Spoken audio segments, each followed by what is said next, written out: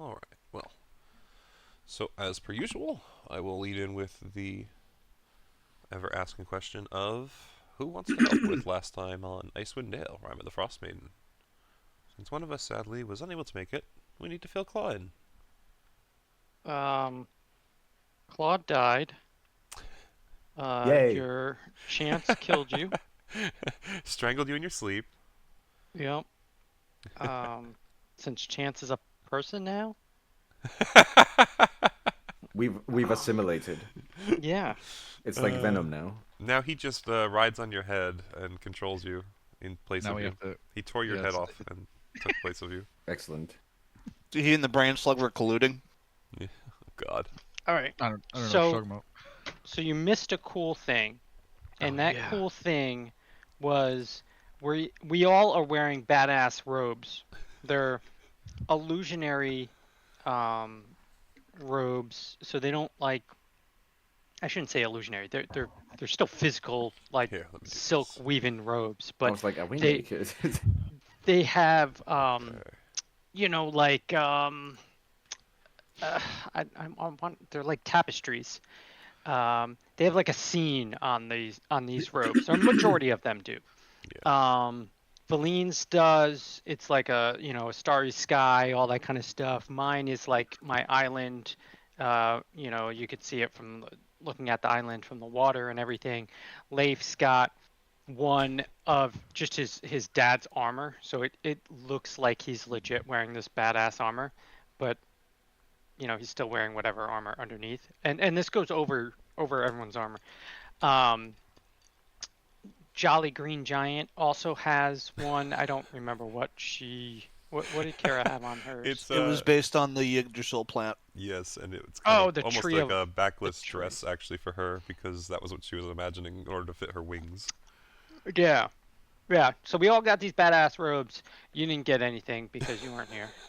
No. You have the choice to have whatever Yeah. Essentially, we can go design back you want. and have them made if you and Chance would like some. Chance would very much tell you he would actually think he wants one made.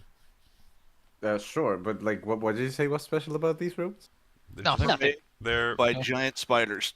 and they're magical and essentially they shimmer with images, very much akin to like the moving portraits in Harry Potter, but they are much more photorealistic and they can be just as vivid in color and image as you can imagine. It's based on what each character imagines. So We also They do cost 250 gold, so you got to pay me. I'll talk to them because I can talk to them, that and is then correct. Right. Please, I can talk to them. you get your robes. Well, I do have quite a bit of gold, so Oh, that sounds great. Yeah. You could pay us and we'll give it to him. Leif can talk to him too with the That is slug. true. Yeah, so Yeah, Leif yeah. is I also can talk talking to to him. him with a slug. I Yeah. can't remember how much it is. I'll have to ask again. 250. Was that what it was? Yeah. Okay. Yeah. So before that, we actually went into the. Oh, we didn't label this one. We went into the dome, the solid dome, with the hole in it. oh, yeah, okay. basically that- a theater. Yeah, that was a theater that Leif found a locked desk, and you smashed open the lock. I mended it before Leif could open it, and then you had to smash it open again. And then Leif took out 5 like playbooks, like Okay. bills, right? And they were okay, and they were Yeah. titled "The Blasphemy of Kings." Leif later in their session decided to read one during a short rest. Nothing bad happened to him at all. I did Hold on, that's lock not the fair. desk back You again. got to inform that because we did have Mace solve that problem. I don't, something bad happened to Leif? Leif, what happened, buddy? I mean, no, I was fine. No, it was great. It was totally fine. I got fucking cursed, Okay. and then you uncursed me. Yeah, I do. I remember having removed Yes. curse, but I was looking what at kind your- of curse was it? D&D Beyond sheet, and I'm like, oh no, he doesn't have it. Oh man, because Chris pointed out you could. I switch over to your Roll20, I'm like, oh, he does. Fuck yeah, here you go, Leif. Bam. I didn't write down what kind of curse it was. It was he. Does anyone else remember? I think I told the party after. I But probably have it written down somewhere. I can tell you Help easier people. if you want. Oh, Not that's quite. right. I remember now. Yeah, I couldn't do anything. He couldn't assist. Yeah. He couldn't take actions to that would assist a friendly creature or teammate or something to that effect. Yeah. Oh, okay. Let me see. I'm gonna get the exact wording because it is kind of funny. Cursed character cannot perform any action that would directly benefit one of their allies. There we go. Yeah, so I didn't have to hurt you guys, but I just couldn't help you guys. So the funniest Well, that thing means to like me, you couldn't even attack another creature because that would directly benefit us. No, I could attack creatures that were attacking me because that was just for me, like yeah. off to the side. But I Yeah. wouldn't be able to. If one was attacking you, like I wouldn't go over there and attack it. I'd be like, wow, Wouldn't be able that to. sucks. Yeah. So I normal mean- leaf. Now, considering it is Leif, I was wondering if one of your alternatives would be, well, what if I drink enough and then turn around and pretend to be with the enemy? Can I like attack them? Oh, that'd have been Well, what smart. about if does his echo have the same claws? It would be by nature of him. I would have said yeah, because the echo can only perform like attack actions the way he can. Okay. But Yeah, but yeah. If the Echo read it, it wouldn't have been cursed. I don't think because it doesn't get any. It can't um, be. And you affected passed by the that. Crumble Tower area? yes. So hold on. We did Forget that we one. did dome. So we did the theater where Leif got his curse from. We did hot tapestries. Where you got the Which I'm assuming is where the spiders are. yes. Yep, where's the spiders? And then we went to Tower Crumbles, which is one of the towers that we needed to go into. Oh, okay. So they don't all look like shiny, glowy. Okay. Well, this one kind of fell over, I guess, or broke apart. There's a very specific reason I tried to always include, by the way, on like the old towers, how some of them were like not crumbled and cracked, you know, and some of them were cracking and crumbled because this one is fallen over, and I was trying to imply like, hey. Yeah, later on, you guys might see a tower that's on the ground. Yeah. So when we got there, there was a bunch of crawling gray hands that were removing brick by brick. And I just put talking to Master Katavix Mm-hmm. Ghost. I don't remember how we got to talking to him though. So We got somebody talking see to him him? because he was staring at where his body was, well, it was, and we kind of more- figured out what was going on there. I believe what it was is Leif actually read the mind of one of the little hands, and it had a surface thought of uncovering Master. And Yeah. Pluzak realized, does that mean they're trying to uncover so and so? And you said his name, and the Yeah. hands actually like responded, and you were like, oh, I guess so. But because he had also heard you say that out loud, his ghost who haunted the area came back in and was like, hey, yeah, you want to help? Yeah. I learned that the obelisk controlled time, and that to use it, we needed it's a to get failsafe. the Lich's staff. Yeah, so the obelisk is a failsafe. So if something happened bad in the city, they would go to the obelisk and go back in time to before whatever the bad thing happened. But Now I yes, have the we mental image of the Lich as the professor from Back to the Future. sorry, yeah, Yeah. Yep. Lloyd. Lloyd. Yeah. Couldn't we use it to, go to the time where oral was not a thing? We're lot not of super assumptions there. clear on this, and even so, we're not sure if it's going to work. It could potentially work. It could not work. We would have to know how to utilize the staff to be able to do it anyway. Maybe it's stuff we can all find out. But we definitely need the staff in order to do it. It would be interesting because it would also do a couple of things. We wouldn't be in this game done by the Hags, and also Ravnus would be still alive. Potentially, yeah. Go back in time to when the Hex was born and just cradle kill him and walk away. And Mallow never joins the Oh, campaign. man. Baby That's- Hags. The question is, do we when we go back in time, do we know what happened, or do we not know what happened, and we're just doomed to repeat it anyway, right? And that's when we realized that Leif's his own father. Yeah. Oh no. Um. I existed outside a different plane of existence. This doesn't affect me. I don't know what you're talking about. So after like 2.5 hours, we uncovered the body. The ghost dissipated. We got the the the phrase, I guess, for this tower Oh, there was the phrase. Okay. Yep. It was trace a circle with the ashes of the dead. I snagged a necklace off of them. Then we went back to Just a the regular necklace. Yeah, just a necklace with little red balls hanging from it. Ah, the Dragon Balls. Maybe, I don't know. Then we went back to Hot Tapestries for a long rest. That's when somebody fucked with Valine. Like in the literal sense, or so much so that she died. oh, she's dead. Yes. I mean, her body is dead. Her essence. So one while might we were say doing her soul isn't. while we were doing our long rest, Valine and Pluzak sequestered themselves in corners, and come the morning, Valine started convulsing and began transforming into a monster. She said she didn't want to die, so Pluzak took the opportunity to accuse all of us of doing this to her, and put her in his little ritual circle and stole her soul. And then we collectively beheaded her. I wouldn't just like kill her myself to get her soul. So obviously, No, you had us do it for you, essentially. Yeah, somebody else. Not that anybody wasn't all too eager.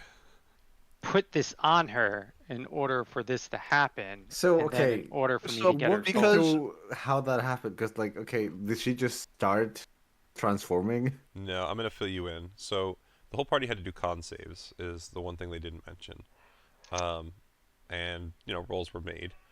And essentially, If and I passed ours with flying colors. The transformation she was undergoing was causing kind of long spikes to protrude from her back and spine, and her flesh was warping to look very similar to some of the creatures that you guys had seen and conversed with before out in the caves.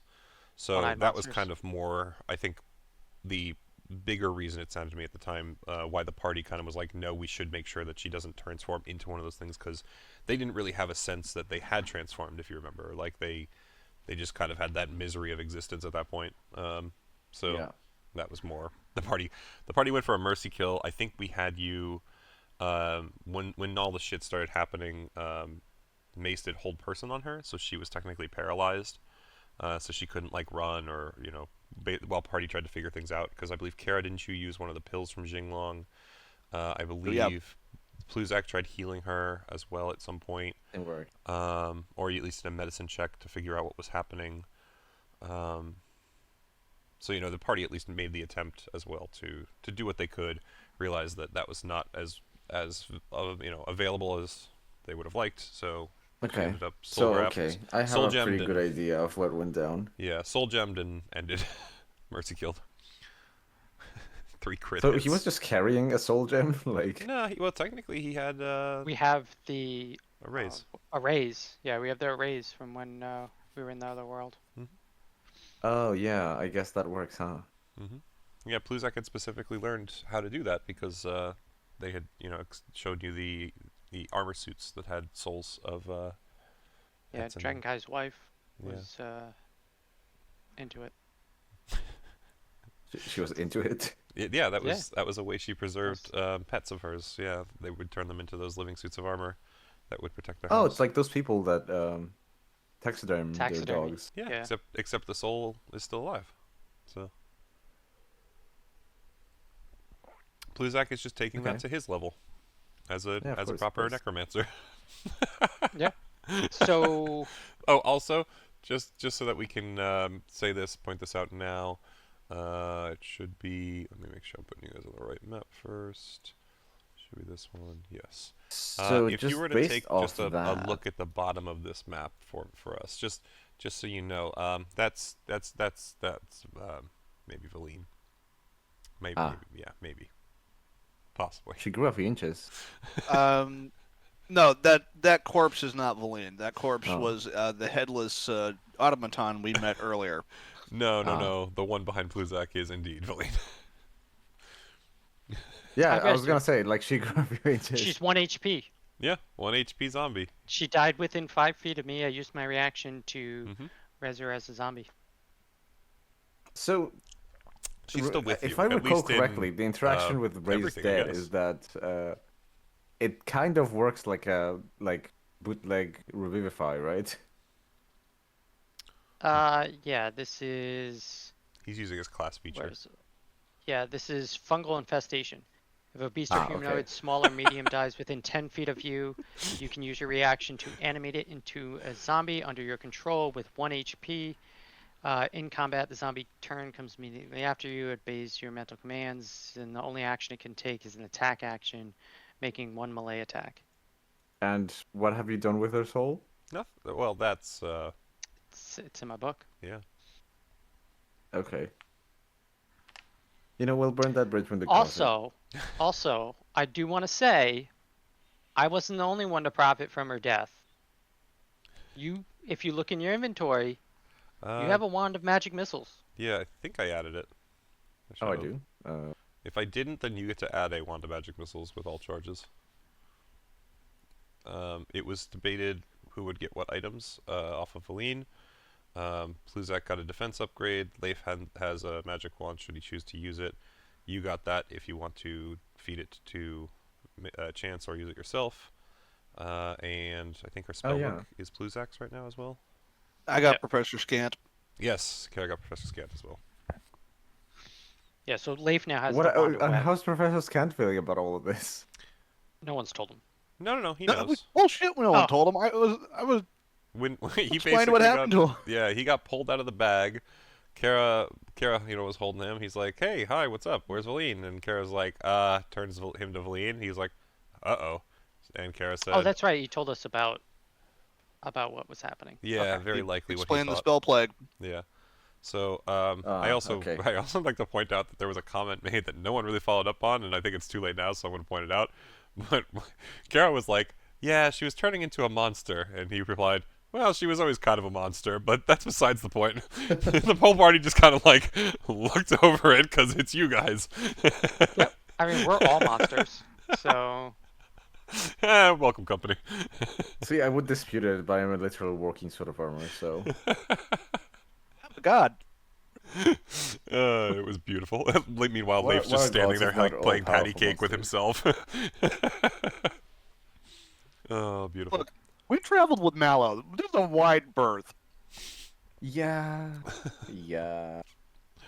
Oh, Lord. You know, it's strange to say, but I think Leif might be the most normal out of all of us.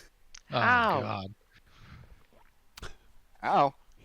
Well, he's got very specific things he needs to do. Yeah, and they I are would the say most. Kara's still the They most are by normal. far the most societally acceptable. That's the thing. Yes. Pluzak plays with dead bodies. Mace is a walking monstrosity. Kara, literally out to kill a god. Leif, I like to drink, fight, and fuck. Yeah. All the humans in town. That one. We're hanging with that one. All right. So Pluzak the would coolest probably part. be chased with pitchforks and torches. I have been chased with pitchforks and torches. True. Kara would probably be worshipped with some kind of torch. Listen, we haven't gotten to the best part yet. This room that we're in, right? The giant X, Yes. right? This is the visitor center. And there was a headless iron golem in the visitor center. Uh-huh. You know, we saw the head back up top. In the caves. Oh. So we knew where this dude's head was. And this thing was just running around the room smashing everything. Well, the head just died, right? There's nothing to do with that. It probably did die now, yes.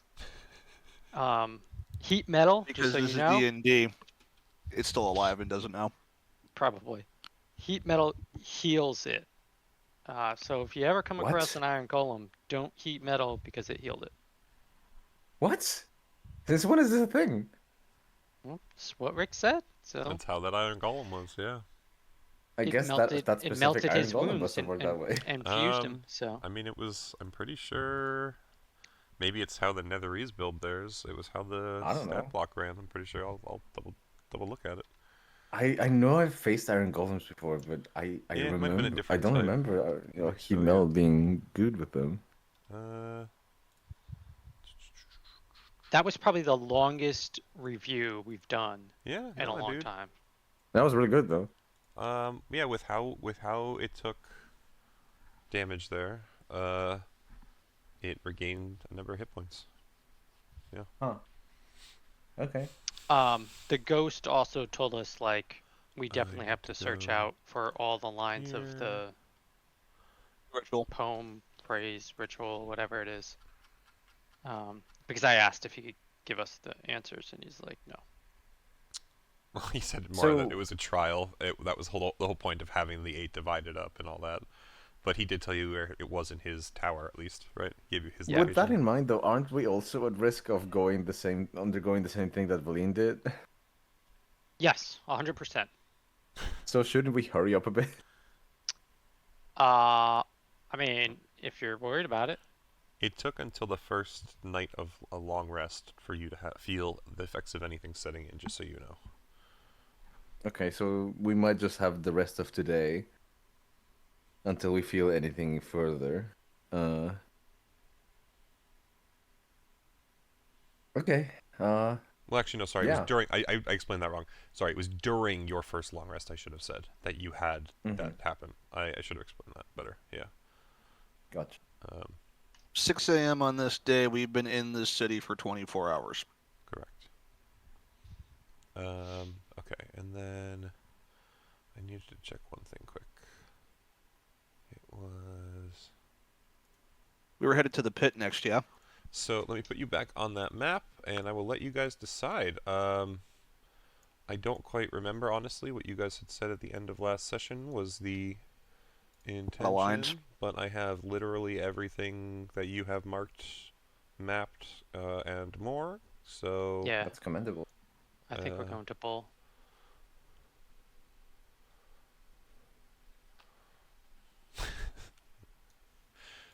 Oh God. Why is it called Bull? Pitbull. Pitbull? Oh, Ba ba ba ba ba. I don't know. I don't know if we're gonna make it down here.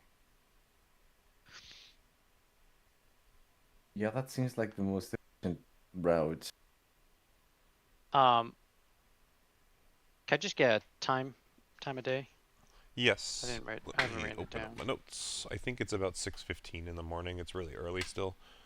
I would say keep in mind cloaks for Mace and Chance, maybe. Or we can just do that retroactively, Mace. But I would want to at least read the description of what was happening to you so you're a little more aware. If we want to do that We'll first. retroact it.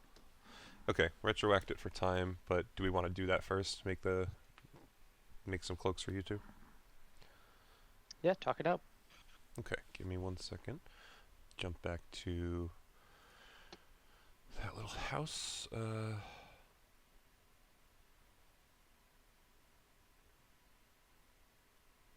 Okay. The problem is you guys have better names than they do. There we go. So, Mace, you would have watched as the party essentially, one by one, stood on a little pedestal that was in the middle of a room where silken drapes would hang from most of the walls of the storefront. The surfaces swirling with illusory images of dragon's fire and twinkling star fields.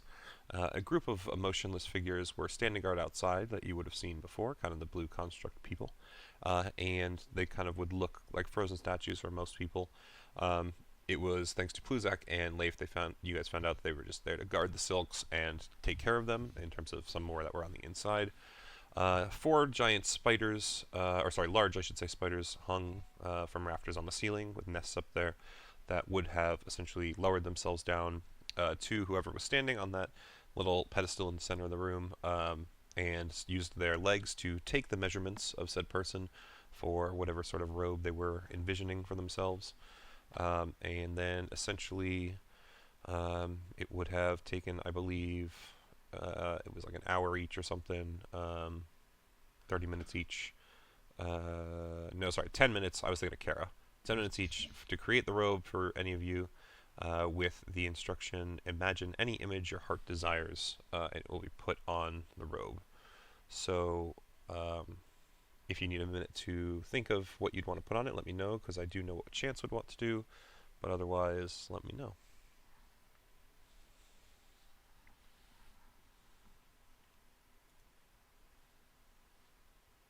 Oh, you there, Claw? Yeah. I'm just looking for a reference image. Oh, perfect. I can give you time.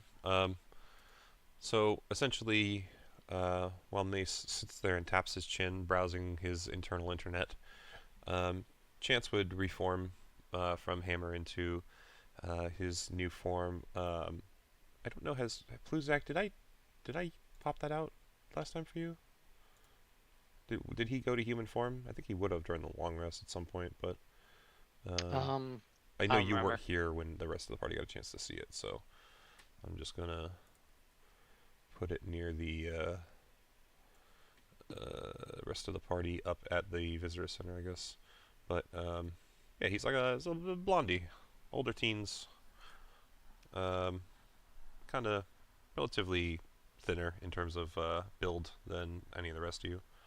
But so he would just have popped up on the platform, and when he gets dressed for something more akin to like a coat, like a tailed coat, it's just covered in a whole bunch of runes. Kara, you being kind of a rune expert, would notice a couple that you recognize, but for the most part, they actually seem to blend into other runes, a whole bunch of types that you don't recognize, like not just of one other type, but multiple other runes, all mixed together, and all of just a plethora of colors, more than you have names for. And they just kind of float around, bouncing around, just not necessarily hitting each other, but slowly filtering from one side to the other, and new runes coming in at all times, slowly changing colors and everything. Just this myriad of colors and some sort of written language. And he would happily don that and then turn back into a hammer. And if anything, you would kind of notice like this interwoven metal part along his handles that looks very similar with like the runes and the colors kind of interwoven along it. Yeah, if he's going to get some drip, why not represent?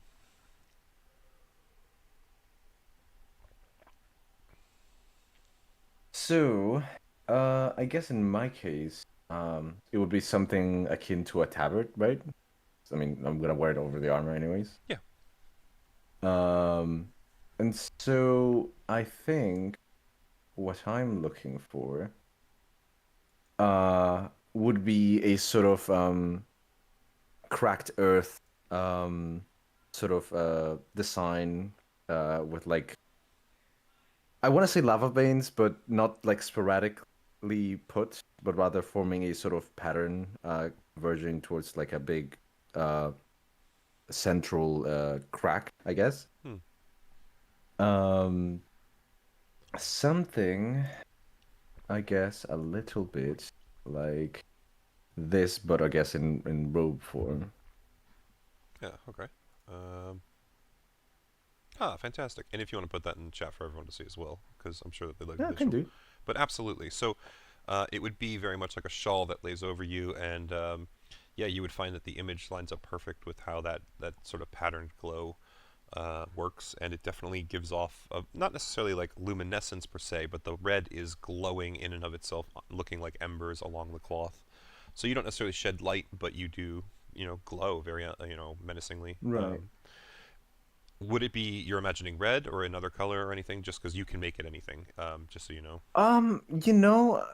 I would actually make it like bluish purple. Okay. Very cool. Very cool. Yeah, fantastic. So that would just kind of be laid over your shoulders by the spiders. You would find that it very much has like a hood that goes up over your helmet as well, and adds kind of an effect to your helmet. Doesn't really impede your vision, so it kind of keeps that unified look as well, should you want to. But otherwise, it just lays perfectly over your form. Doesn't impede you. Doesn't get in the way. Cool. Yeah. You would find strangely though, this memory of this happening at Hot Tapestry. Pluzak saying to give you 250 gold would not have seemed to have occurred. It wouldn't have been needed. It almost as if these were given to you all for free, with the excuse of they really don't have any need to charge anymore. Yeah. So if anything, the spiders were just happy to have been included, or not included, but gotten to do their job again, I should say. So if you watched Andor, the season 2, Gamoria, but the spiders kind of did the, they wove their webs to get harvested on purpose, right?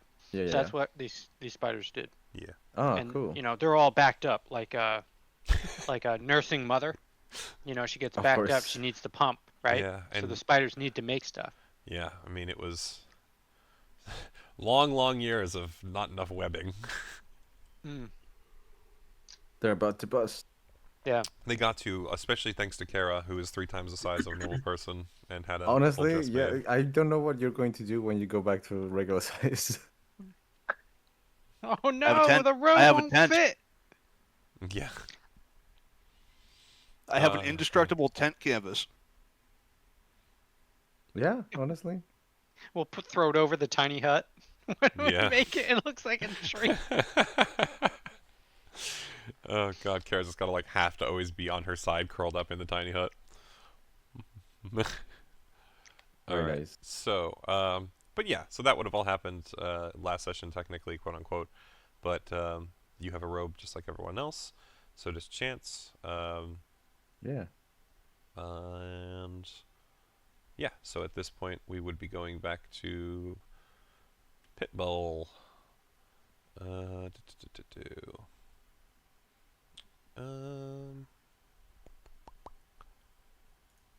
is this bad boy here, I believe.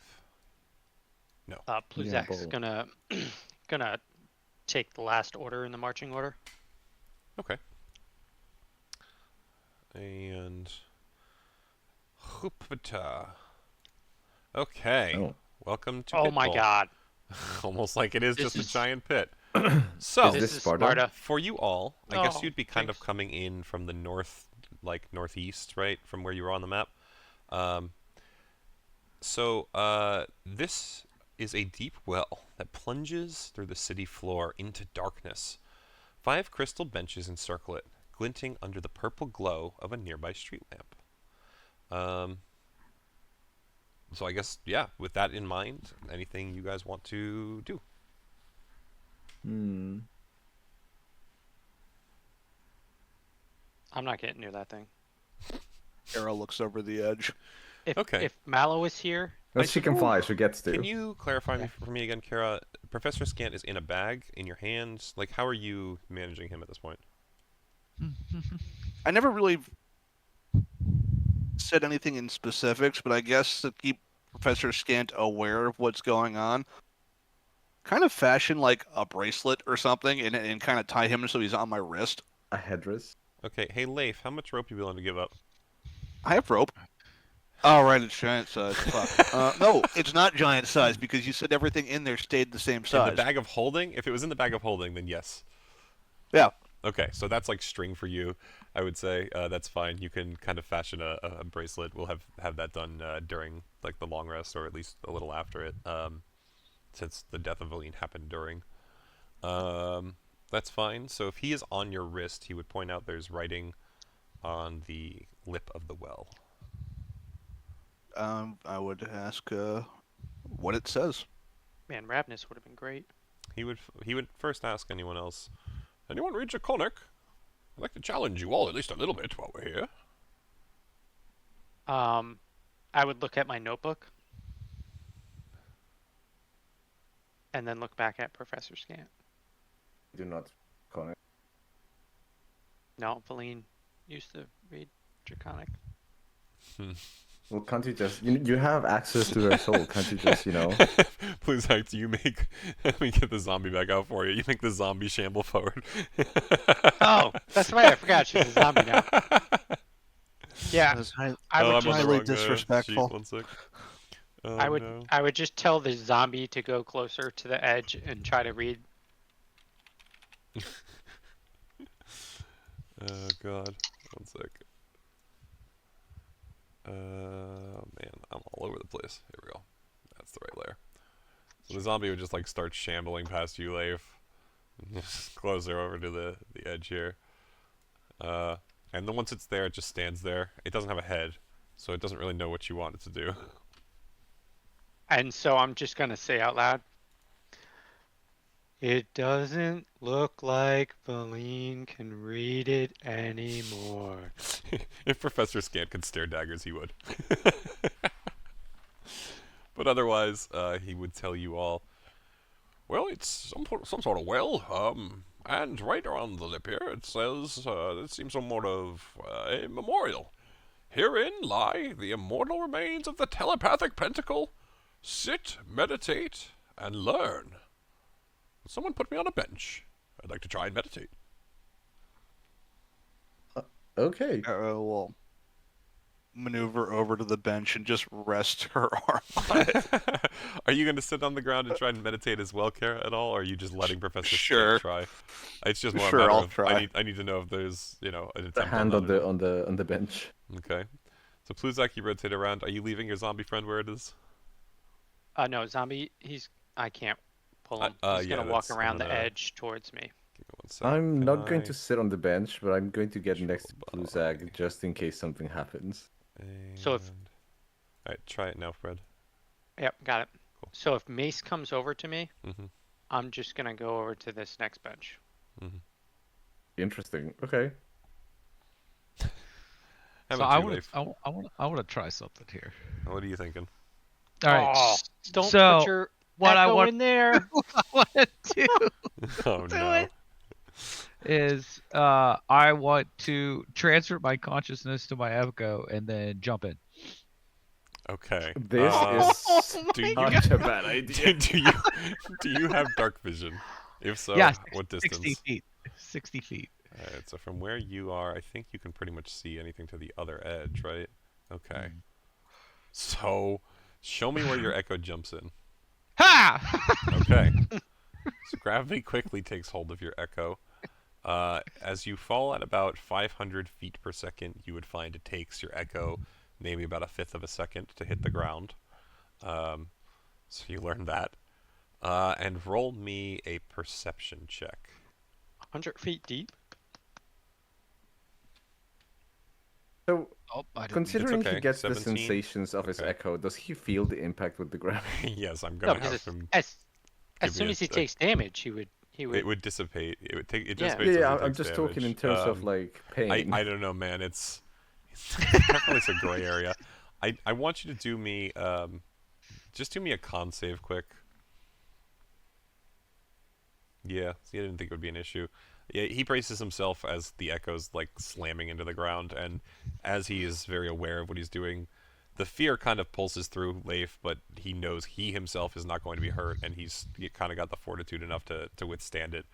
If you had rolled like a misery number, like something under a 10 somehow, I probably would have made you take some sort of psychic damage, but no, I think you're good. So that echo pops, and I will do this.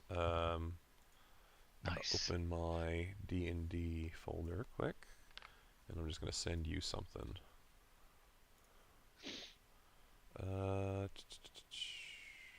This is Leif's job. He'd just be looking at things. Yeah, I mean, Yeah. honestly, the way that you've been like scouting with the Echo as well is this is not a surprise to me at this point.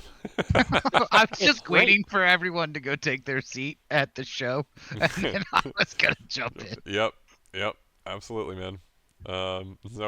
So I guess Mace, what you see the Echo dive in, and you come running over to Leif just to see if he's okay, or Yeah, kind of. Like, I'll Okay. be there, and just in case he just gets disoriented as he this comes back to one his is own body or the- something, I'm just gonna Just look at Leif Rush over there. Mace. I'm like, it's not that deep. That's what she said. Did you find anything down there? Were you able to see anything as you were going down? I'm trying to I find mean, it it in was my list of everything. One sec. It was pretty quick. You That's know, what she said. You definitely saw something though. That's it. That's why. the ground came fast. Here's Blake. Oh, I also want to put out there, you missed a couple of Leif one-liners. Just When on that? Wait, so hold no, on. last session. Last session. Yeah, forgot about this. So Leif, It in said the darkness, 500 feet per second. You would have just seen something that looks like that. So however you want to describe that is up to you, man.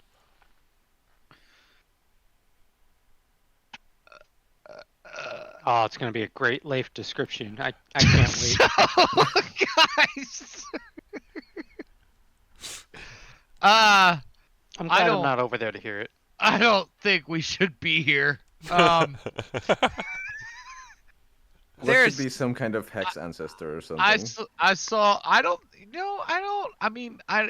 It's definitely a creature. It's like you remember you were just there, right? We were just there. The spider guys, right, made your little cloak boy, right, that you're wearing. Right. So it's kind of like a spider guy, but if the spider guy was infected, and it was it had like a lot of, but in hungry, real hungry, had like a lot of mouths, like it could eat a lot of food, a lot of different mouths everywhere. I only saw it for a second. I know it was like a spider thing. It's got a lot of mouths. It's definitely not friendly, I would assume, just from the sight that I got of it. It might also, maybe, I don't know, be upset that I just jumped in there. I don't know if it saw me. But this is definitely the house of hungry spider boy. Okay, that is more than enough for me to not want to be here. Yeah. Sounds like we need to feed it. Leif takes like a step back. He's like, yeah. The soup at the bottom up here, soup's fine. Down there, soup probably, I would assume from the site, not fucking great. Little chunky. It's full on spoiled chowder. Oh. Okay, well, does Professor Scant say anything, or? Professor Scant. Well, I guess this is happening pretty readily before he had truly started to meditate. He would basically say,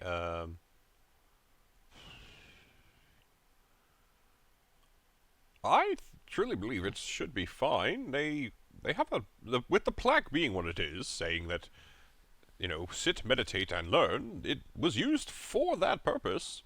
If you believe there is danger and you wish to leave, I am attached. I have no true will with you. But people here seemed to believe it was fine. Your call. I mean, we could kill it. Hey, Pluzak, are you meditating? Yes. Okay.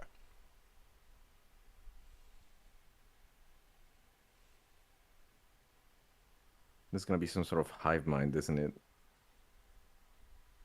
I'm just hoping for another curse. There's been a ton. I'm not wasting more spell slots. What? So, removing a curse from me is a waste. Okay. Well, all right. No, that's cool. That's cool. Cool.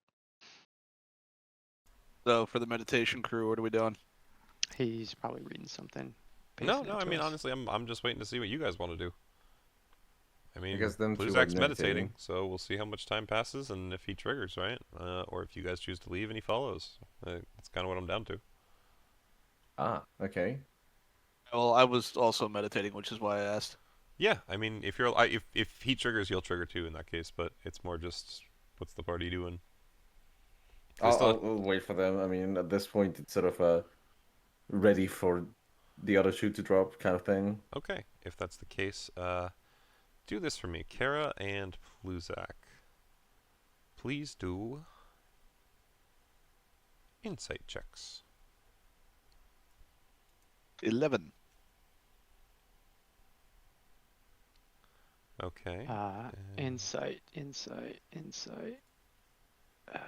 Oh yeah, I love this. Give it to me, baby. 18. Oh, okay. So Kara, in your instance, you basically don't really seem to sense much. It's almost as Nothing happened? if it's almost as if as you sit there, you feel like a sense of psychic force trying to connect with your mind, and you just can't quite reach into it. And as it slips away, after that minute of meditation, you just kind of are like, huh, whatever. But nothing more than that. I Didn't would ask really. Professor Scant if he had any luck on his end. He would just basically be like, I'm did something happen for you? Because I don't. Nothing happened. Maybe I can't. Maybe it doesn't work for me. Then Carol will stand up and walk back over. Pluzak, in your instance, I need you to do a die roll for me. You Oh, I love need to those. do a roll on a d20. To the group or to you? It's to be the group. That's fine. Okay. Man, hitting them 18s. Did I have this noted somewhere better? Give me un momento. Want to make sure this isn't one I accidentally haven't given before.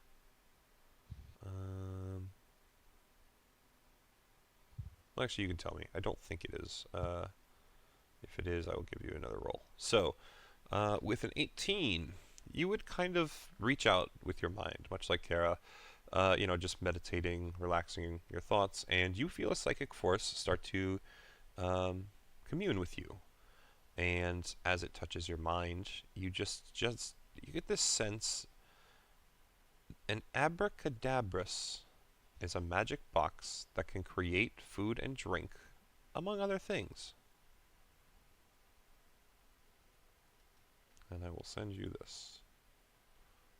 Clippy?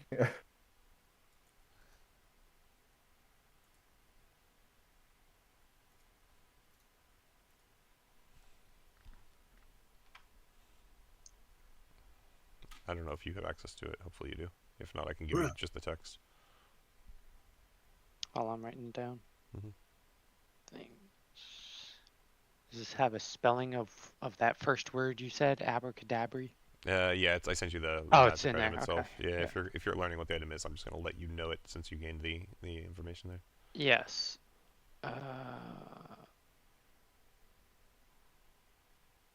Wow. Okay.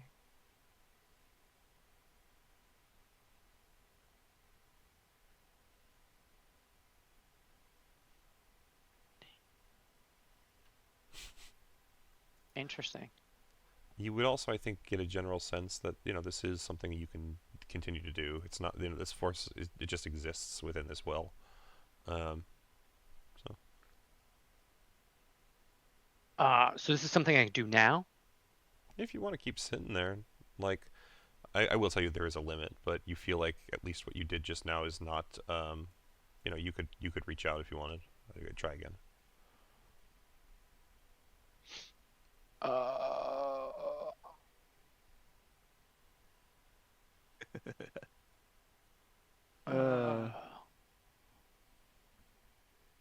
right. Are you flying over Kara? Yeah, more or less. Okay, so as you fly over, you would start to float down behind Pluzak? More or less land behind him gently and just Yeah, kind of so get low and as he meditates, you would just find you'd have to be here because this thing would slowly just shamble over as you fly around behind him. it's keeping me away from him. It puts itself between you and him enough that you can't just land directly behind him. Cool. I will sidestep the zombie and go around. It would just continue to shuffle itself in between you. I'm big enough I could stand over it. You can kind of lean down for sure, but it is keeping itself in between the two of you as much as it can. If anything, its hands are up like a basketball guard.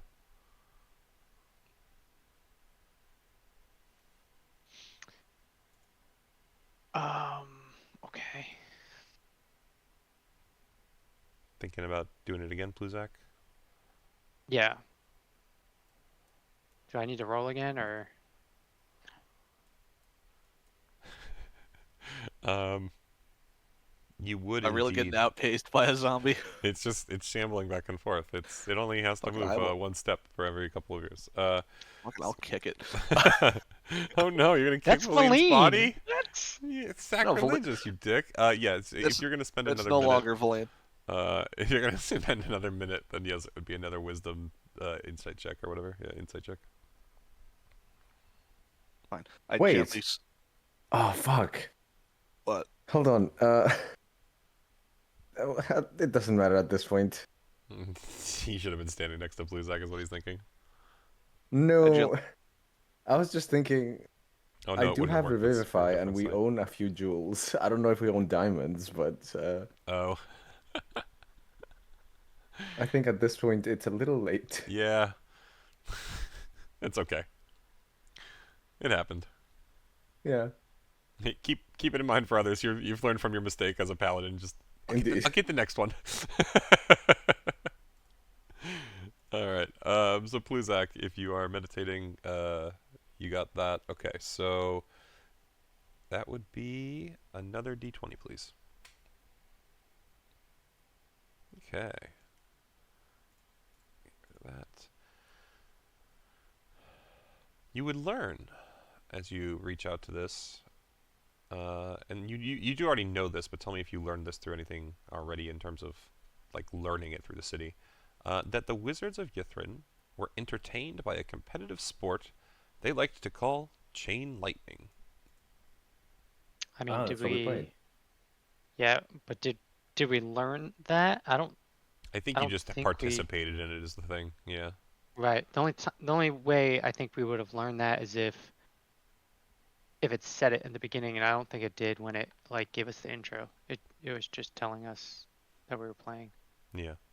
So, as you Okay. touch your mind to this thing this time, you would be able to kind of sense that you're the let me put it this way. I reached my Whatever. capacity. Well, no. Whatever is causing this is, um, you're feeling this kind of psychic connection, and this time it just felt a little more active, maybe.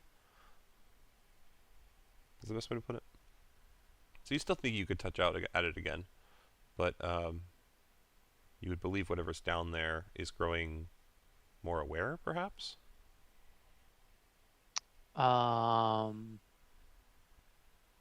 Okay. I'm going to stop. My reason being is the people of this civilization didn't seem greedy, right?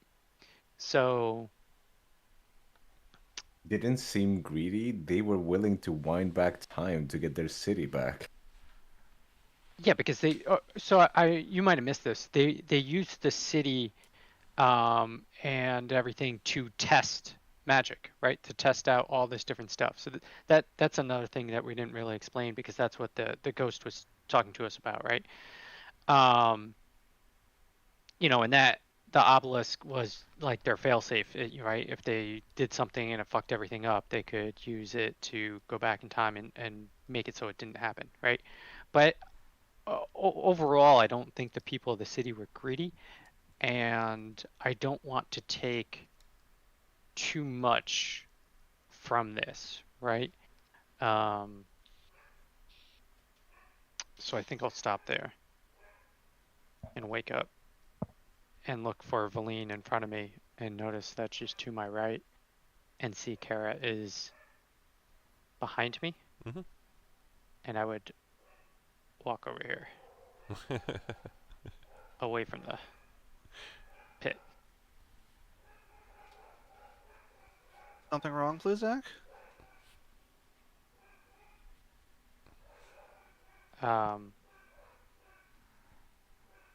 I don't think so. The pit told me that they like to play lightning ball here.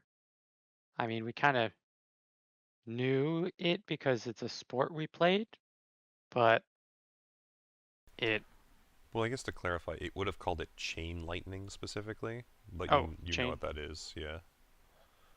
A Yeah. competitive sport called chain lightning, yeah. So I would say that's what it told me. It does tell you stuff if you're willing to listen. I didn't get that reaction when I was doing it earlier. Only takes about a minute or so if you want to give it another try. No, I think I'm good. We should probably head to the next place if there's nothing else to be learned here. Yeah, I'd say we move. Okay. Where are we going to now? There was a location nearby that was right after Bull. Going to the next tower, I think it was. I don't remember what it was called. Maybe. Didn't seem like anybody else wanted to do the cool thing. Tower Finger. Okay, Tower Finger is probably another, 5 minutes travel. Yeah, something like that. So we're about, say, about an hour into this one? It's closer to 6:30 a.m. Wait, like half an hour? Yeah. Okay, so you guys approach Tower Finger. As you guys begin to get closer, you would be able to notice the walls of this thin tower are etched with intricate designs of hands and eyes. Silver light flickers from a high window above which a large carved eye animates and blinks. Part of the tower's roof is missing. So that's pretty much it that you see as you approach. Yeah. So the eye is at the top of the tower, and then above that or around the other side of it, it's like missing, open. Yeah, okay, so the eye is above the tower, but the roof below it has a section that is just missing. So a hole in the roof. Kara's gonna look. You said the roof was caved in, right? Yeah, I mean there's definitely a chunk missing enough that you could go, look through. I don't know if it would fit you. You'd probably be able to judge that when you get up there. Kara's gonna fly up to the missing part of the roof and see if it lines up with the other tower. Tower crab. Uh-huh. Okay, yeah, probably a good idea. So Kara, it would take you a turn or two to fly to the top of the tower, being as it's 100 feet or so, much like the others. But you would very soon be able to kind of, gaze in through the roof. The hole definitely gives you enough light, plus there's still this silver light emanating from within. So you would see through the large gashes in the roof, allow you to see the dark, icicle-festooned great cavern of a room beyond. Silver light emanates from a 3-foot diameter glass orb situated atop a 2-foot high cylindrical stone plinth in the center of a 30-foot diameter rubble-strewn circular chamber. Oh, sorry, it'd be 60 feet for you guys. I sized it up. Eyeballs drift inside the orb like a fishbowl. Some have cataracts, while others are bloodshot or pus-filled, but all turn and gaze at you as you approach. Ugh. So what do you think? Okay. I should probably add, you can definitely make it through the hole. It's probably big enough to squeeze through for you. I would do a cursory look around the room because at this point I know that these rooms usually have the words written on the wall. Okay, before that, do you have proficiency in religion? That's a very good question. It's if Kara doesn't, it would be a little do shocking. not. Okay, if that's the case, then there's just some that you won't get a roll on. So, no worries. Religion is a mortal construct. Kara didn't really care about it. You okay? Okay. I need water. So I would look to see if there's any of the written words we've been looking for those passage phrases from. Right. Okay. So you kind of, position yourself at the hole. You peek in and you look around the room, and you don't really notice any scripts, scribbled anywhere that looks like what you're searching for. And you definitely notice that the hole is in the direction of Okay. the tower, the observatory, where you found that section of stone. Okay. Kara would descend back down to the ground, and I'm gonna share my theory here. We're not gonna find words at this tower. Oh, Why do you say that? Because we found them in that one. And I will point across to the observatory tower, Tower Crab. Yes, we found words in the other tower. That tower isn't shaped the same as the ones we've been in. It's completely different from the other ones. And we found the words there. the chunk, there was the chunk of stone that had the words on it didn't match the tower. The tower wasn't broken. So it just got teleported there? Or the giant chunk of roof on this one came off when the city plummeted down and landed in the other tower. Okay, I mean, that's reasonable. You can go up and check if you want. There's just a giant bowl of floating eyes that stare at you when you get up there. But I don't think there's anything we can get out of this tower. Why don't you roll Professor Scant into the room on a rope and then let him see and then roll him back out by pulling the rope in? Kara will fly back up and stick the arm that has Professor Scant in the tower to let him look around. Okay. I guess you fly up and you stick your arm through the hole, and as you block most of the light from the outside, he tells you, I don't have dark vision. Fly back down. He can't see anything. It's too dark. If we're going to actually check and confirm my theory, someone else will have to go up there. Well, to be fair, Professor Scant's like, well, actually, I couldn't see, so I don't know if, I do not change what I say. Yeah, okay. I Leif, honestly, I'm inclined to believe Kara's theory. That seems reasonable. Leif, Yeah. Oh, Yeah. there he is.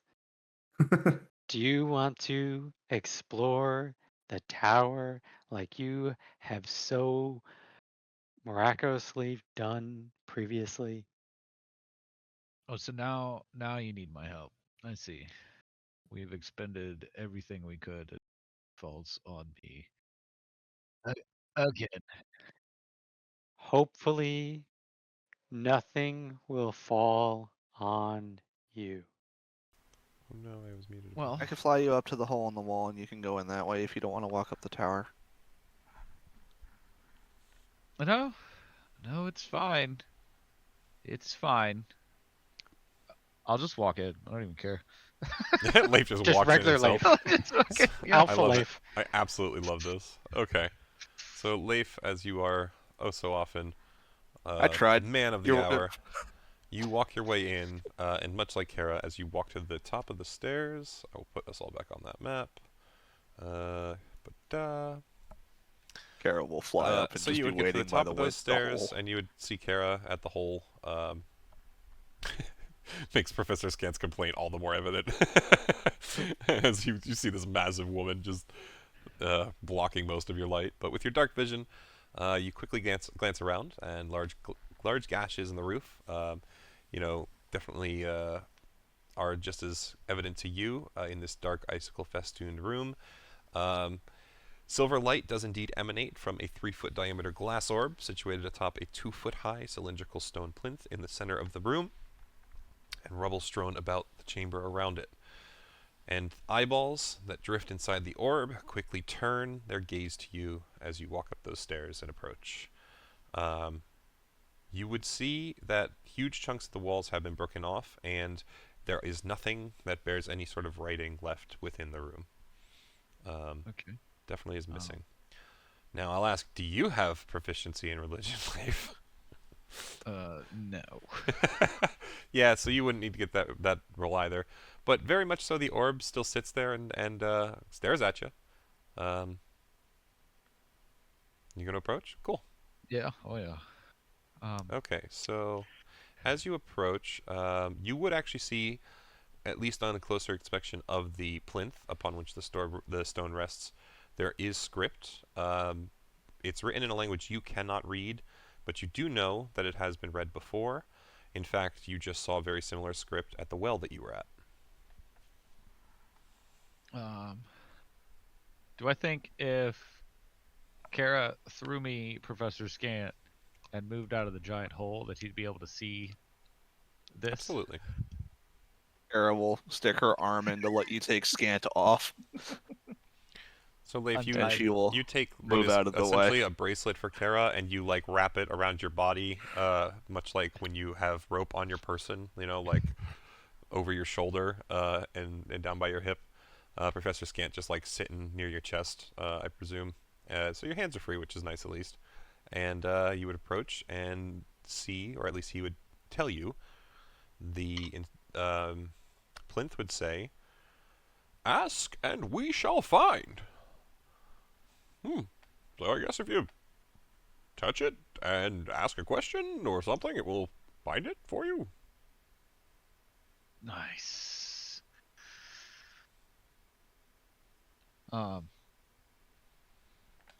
Okay. Okay. I immediately after hearing this, put my hand on it, and then I. Oh no. No, I nothing want bad. fish. Where's No, there's a fish? no, nothing bad. No. And then I ask it to Okay, find. hold on. So as you rest your hand on it, I just want you to know, you would hear an echoing thought, speak the name of an object or person, and we will find it. Oh Okay. my God! Please ask. Please ask. Please ask. Please no, ask. It's not, no, it's not that. It's No. not that because I don't know. Please That ask. backfire monumentally. Okay, Please ask. I'm just gonna ask Ravnus. Oh, Oh, that's the wrong question. interesting. Okay. Well I do then. like it. Not though. your dad? No, he's dead. He's dead. He's dead. That's dead. My dad's I dead. mean, you I'm- can still find his body. No, like... we found him once. He tried to kill us. I don't, Technically, you know. did find his Bluesec body. could do You just don't something. know that that's how that works. So, What did you want him to ask for? Come on, you want to ask for the same thing. I wanted to hear you say it. interesting. So I think what you would learn is the orb would express a vision of a place that you know very well. It's a portal far to the south of the Icewind Dale that leads to a realm not your own. And you would be told, or at least an echoing thought would kind of hit you, Ravnus is beyond this realm. But, it's still showing you that specific portal as it says this. Okay, so we know it's not lying. Yeah. So, con save, please. Hell yeah, easy day. Easy day. Okay. So, bro, I So Wow. as you do this, as you receive this vision, you just feel it's almost you wonder if perhaps the vision itself is entering this way or something, but there's just kind of a searing heat in your right eye. It fades after a second or two, though. Oh my God! Would not recommend doing that again. Do it! Probably not. Do it! I'd be like, Kira,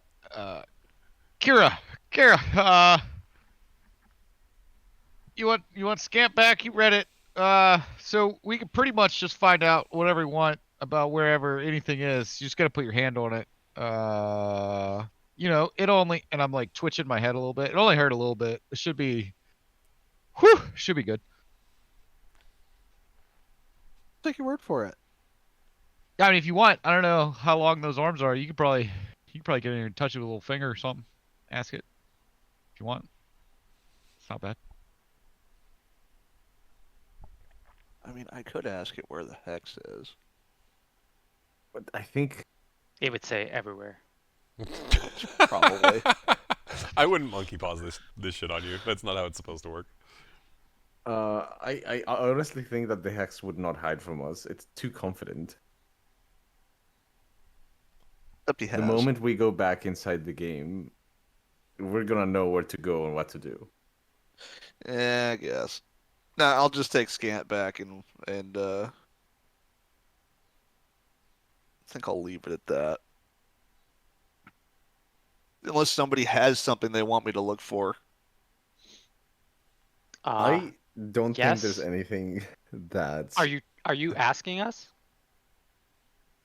Yeah, As right now players, technically Kara is the only one who knows, so is that opinion something you're asking for from the other players or characters? Yeah. Yeah, I don't know.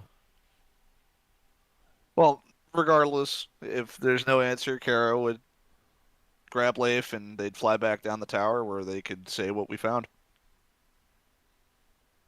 Say what you mean to say. Yeah, alright, I'll leave you guys on here for now. I guess what do you tell the party? Is Pluzak looking for something in particular? Love. Yeah, I'm looking. I would turn to Kara, and I would say, "Isn't there a scroll that we want to find?" Alright, let me check to make sure I know exactly where that is. I already looked it up, but I'm gonna double check. Yeah, you're not wrong. Looks to Leif. You said your eye hurt when you did this? Yeah, but I mean, not bad. Maybe do a medicine check on him? Yeah, I could do a medicine check unless anybody's got higher than a +3. I could. I could. dropped out of medical Do school. you want me to check your eye, Leif?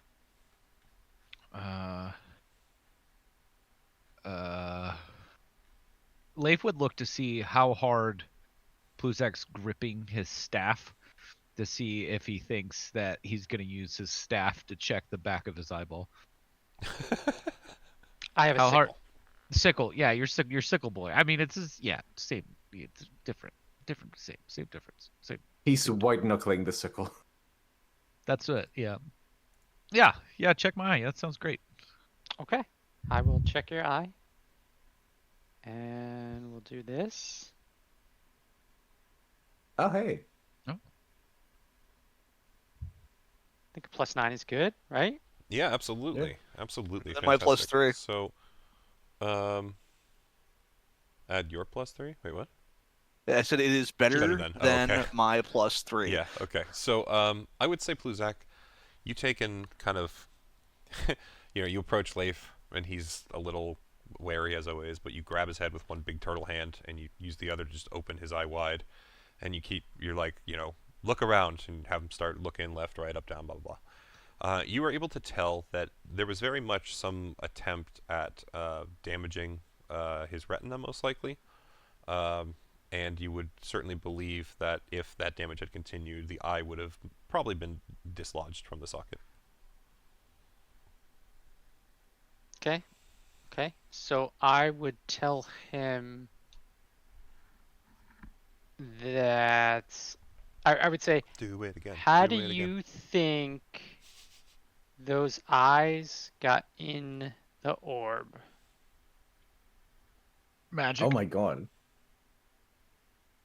Yes, magic.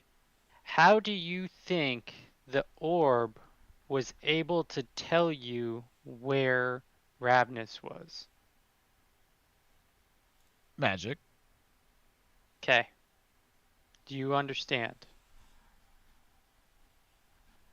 Yes. Okay, so you don't. Really would be the best person to fuck this up. So Have you ever heard of the saying, "Eye for an eye"?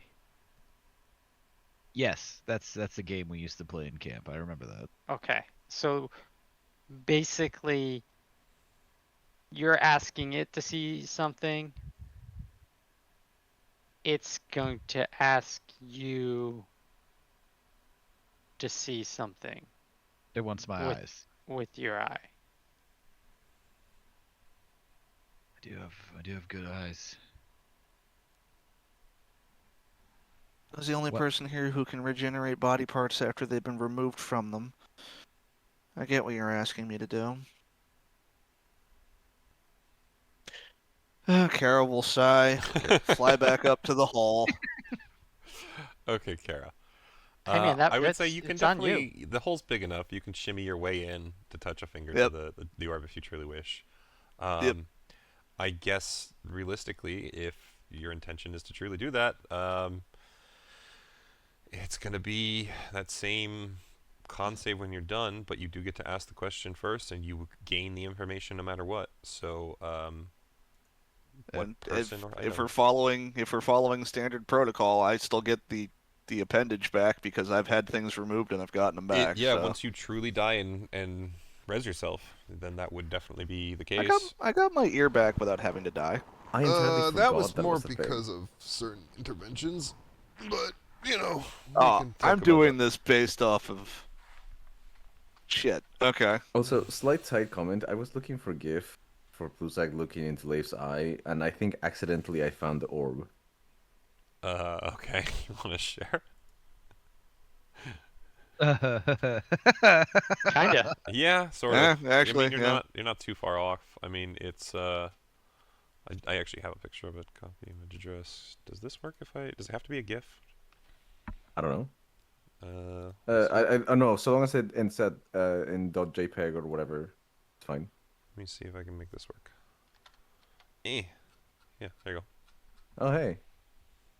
So yeah, something like Oh. that too. Close enough. Yeah. So you know, it's if it had enough eyes in it, it's exactly what you said. Yeah. All right. Regardless, Kara. So me getting the ear back immediately after healing was a special occasion. There was an extra stipulation to that. You are correct. You can regenerate lost body parts. The way As long that as you it parry works it, for I you guess. might take a little more than just a true healing spell at this point. Shit. Okay, I was kind of banking on that. Hey, at least you have a I better don't think chance we at it touch than it. anyone else in the party. Yeah, I know. Fuck it, we need the scroll. Do we? Fuck it, I need the scroll. Okay. I think You know what? Kara's gonna end up like killing wait. the Frostmaiden and not give a shit and just go destroy her island with the Trask anyway. Because fuck it, you're just so dedicated to the plan at this point. And then you're gonna send it against the Hex, and I'll have to see if he can fucking beat that, and then you guys. Oh, I know what a Tarrasque would do on a continent. I'm not gonna be stupid enough to do that. Can my Sure. Echo do this if I go into his conscious? I would say no, most likely not in this instance. Hard to interact. Yeah. Yeah. What were you gonna say, Mace? I'm debating the idea of you casting bless on you. Yeah, I'll take it. Yeah. You know what? It's worthwhile. I'll cast bless. You know what? Fuck it. I'm gonna drag you with me and get that +5 bonus. He's in the room. I assumed that Mace had followed you up for that reason. Okay, yeah. So we'll go with that. And where's the scroll of Tarrasque? Okay. It is. I gotta go back to this really quick. And then. And just the con save in advance. Yeah, one sec. So it's. Oh, Jesus. I'm all over the place. I think I'm good. This, and But then. I'd rather Well, the +9 is. Oh, you do from this, Zara. Mace bonus and Bless. from the bless. Yeah. So with a 9, you'll be okay. For sure, of course. Let me just check this. It is here, right?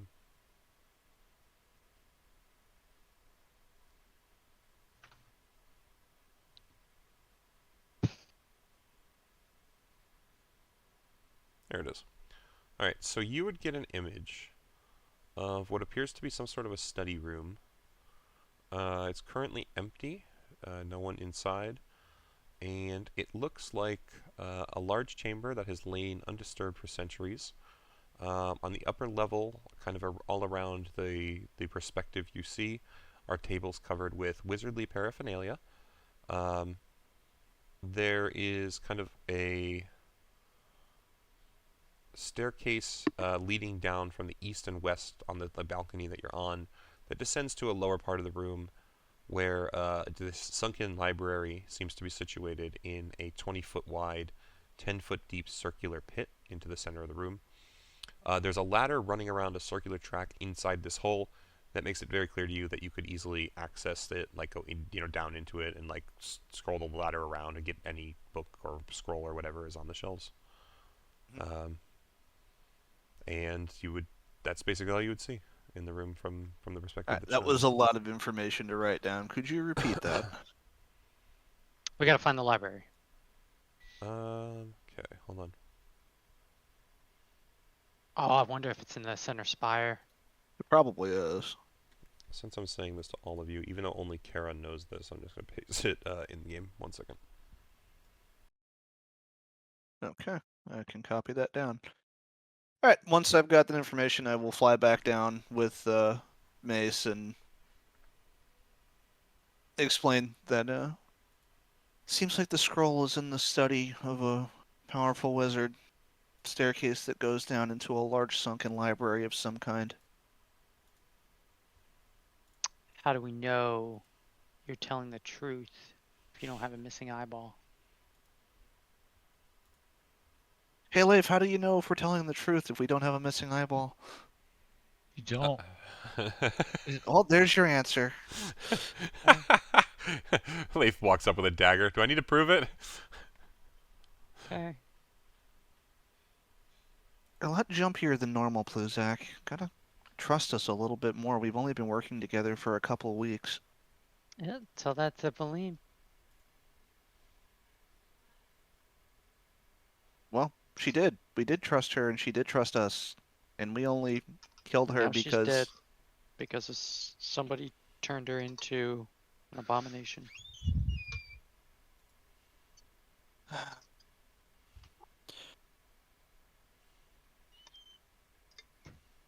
You're assuming that somebody is one of us and not someone here on the city. Yeah, I mean, I can't talk to them right now. Aren't most folks dead here? And aren't you able to talk with the dead? I can't talk with the dead. Don't be foolish. Are you trying to? Look, if you seem to think that we're the ones who did that to Valine, maybe don't go with us. Can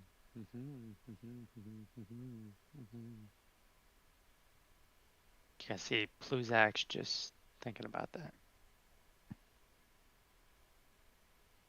Maybe I'm getting a bit of mixed signals here, but you seem really eager to receive her soul, and while you may not have done any harm to her, you definitely benefited really from only it. stand to benefit from it, yeah. What? We didn't benefit from her, or I didn't benefit from her any more than the group is. Well, you're currently in possession of her soul, Pluzak. Granted, that was a deal you made, but you're in possession of her soul. And her body as a zombie. But it's not, she would be more value to us as a person. Of course she would. I agree with that. And yet, you made a bargain for whatever happened after. Why was that, if it's so worthless? I can do that with you. Yes, you could, but my question is, Can't why would actually... you try to get something that apparently has no value? Everything has value.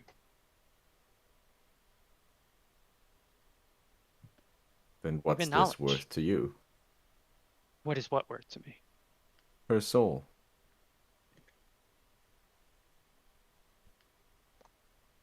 I don't know yet. Just like I released all those other souls in the theater.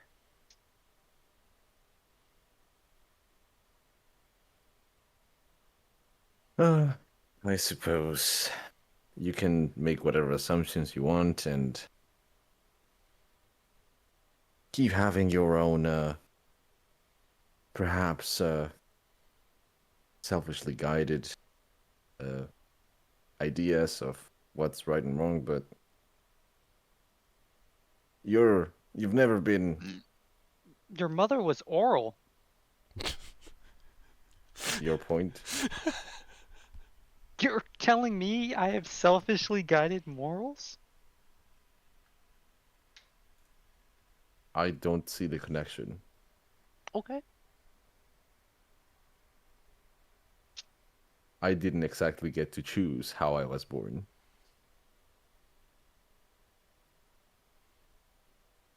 Wouldn't it be great if you could? Well, I'm pretty satisfied with who I am. I mean, I've seen the kind of horrible fleshy messes that you people can become, and I'm not very fond of that. Exactly. Wouldn't it be great if Mallow could have chose not to be born under the hex?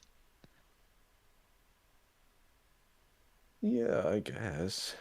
But as you put it, we don't choose our origins. Yet. Do you have a plan to change that? Maybe. Maybe not.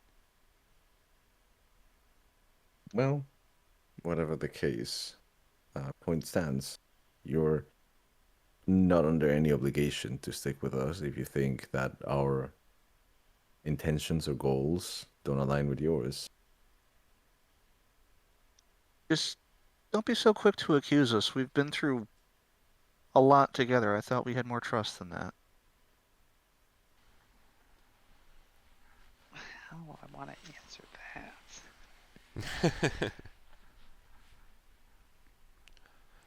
You don't have to answer that is the thing. Just making the statement. While you ruminate on it though, we can move to the next location. I'll go with them. I'll just be at the end of the pack again. All right. So let me put Osbeak here. And which you go into the forest next? Out of the castle. Yeah, it's just trying to figure out which one you would plan to hit. I would say forest. I mean, it's close. How squiggly do we want to make this pattern? Squiggly as you guys want. Alright, Because we could go from forest to gateway to castle to tower, or we could go forest, castle, tower, gateway, factory, or some shit. I don't know. Oh yeah. Well, we visited Tower Blue, so at that point it doesn't matter, but we're trying to end in the center, yeah? Yep. Well, technically, no. You need to go, because you were informed of this by the ghost, I believe, to the end of the, like, tree branch that comes off near Omnis Gateway. Yeah, here's where we need to go. Okay. There's something here to tell us that basically goes up the beam. So then, probably better to do something like this, and then here, right? Okay. To the forest we go. Okay. To the forest. Did we check out that, like, sun-looking thing in the center? No. Have not. We yet. can't get to it. That is correct. Oh, Yeah. right, okay, the tower in and of itself is shielded. Okay. Yeah. It is labeled correctly, we believe. Alright, so... Oh, somebody else labeled that one. I can't change it. Okay. I did. You're going from here to the forest, right? Let me check on that first. That's this one. So, yeah. You guys end up here. A canopy of golden leaves crowns the trees inside a sunken basin. The trees grow in stark contrast to their bleak surroundings, their branches swaying even though the air is deathly still. Yes, so you're coming in from that side. And... oh, I must have it. Okay. So... yeah, I mean, as you guys approach, you basically would notice bunches of trees, and, you know, this kind of area here has a relatively large tree in the middle. But I guess to clarify, as you enter lower, you would also notice, you know, this grove is definitely like settled below the floor, and there's a whole bunch of vents around the perimeter that seem to emit a gray vapor. It basically disperses as small clouds of rain and keeps the trees watered. So you would presume this is how they've stayed alive all these years and all that. Do these trees look like the trees that we saw the Dryad guarding? So, in a sense, they look the same in the sense that they are clearly what's the word I'm looking for? They were purposely placed here. This is clearly an arboretum. Arboretum. Yeah. Arboretum. Thank you. Arboretum. Thank you. I have the word in front of me. I just only ever read it. So, yes, in the sense that just like those trees were kind of made the way they are, you would believe these trees are very similarly produced, but you don't see pairs or anything. Very clearly, these trees are of a different variety, but they were definitely, you know, designed and crafted and placed here the way that, you know, like by the Netherese, the way that those other trees kind of were. That makes sense? Yep. Okay. Didn't we need something from a tree from here? We need, according to the first part of the phrases we've gathered, shield thy heart with a wand from the nether oak. Okay. I'm assuming the big tree in the center is the nether oak. I would like to hope so. Yeah, but I would. Yes. All probably are nether oaks. Well, as the resident survival expert, can I tell which tree is a nether oak? I mean, you've never seen one before, but I think that much like the group has assumed, you would presume that the big old oak-like giant tree in the center is probably some sort of nether oak. Wouldn't be a bad guess.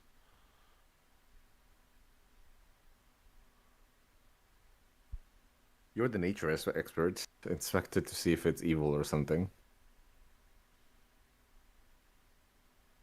Looks at the paladin who can probably detect good and evil. Listen, I'm just recently becoming to learn to differentiate between the two. It was mostly just who I care about and who I don't before, so the list was big. Fine, you get a pass on that one. You get pierced. I guess I will approach the nether oak and see about taking a branch. So, as you walk, I need you to do me a favor. Okie dokie, what am I doing? I need a stealth check. Ooh.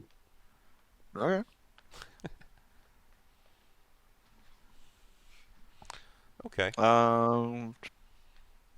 14's not bad, but it's How also long does not Bless great. last, Claw?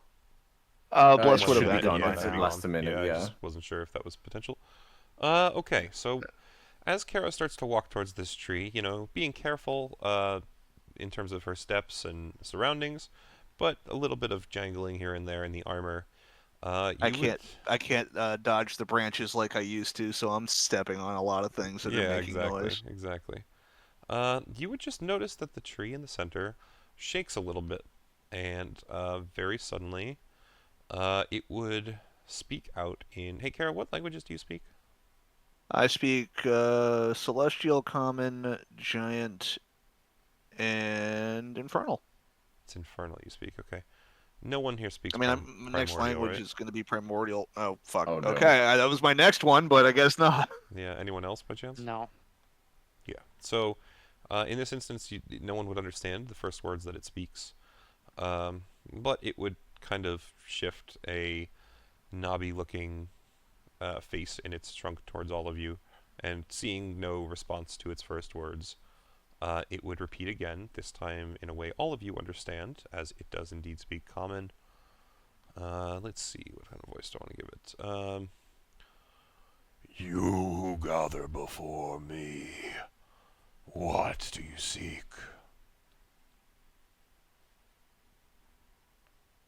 I guess since I'm the one in front, I'll answer it. Wood to craft a wand from the nether oak. You wish the power of my wood. Tell me, what do you seek to use it for? At that point, Mace is going to Specifically take or a 2 long-term steps goal? forward. Uh, And Mace would also add to the response. Well, currently we're just trying to gain access to some annoying bitch so we can sink her into the ground. Trying to kill a god. Oh, interesting. But I ask, I mean the wand itself. They who seek to use it, for what purpose will it contain throughout its life? Well, it's going to be a relic after it helps kill a god. So you seek not to use it. No, it's going to be very much used. It's going to be used to kill a god. But after that, To be quite honest, assuming Bluzak over there can't use it for something else, I might just, add it to my repertoire and get into a little exploratory session with how much I can further my ability to wield magic. Arrow will look down and look back at the tree. He's going to use it to smite his foes.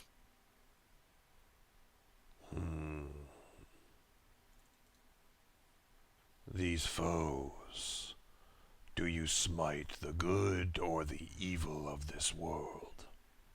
Ultimately, whoever really crosses me. Or her. I see. Interesting. And this god you wish to destroy, is she a god who harms or helps? Well, that depends on who you ask.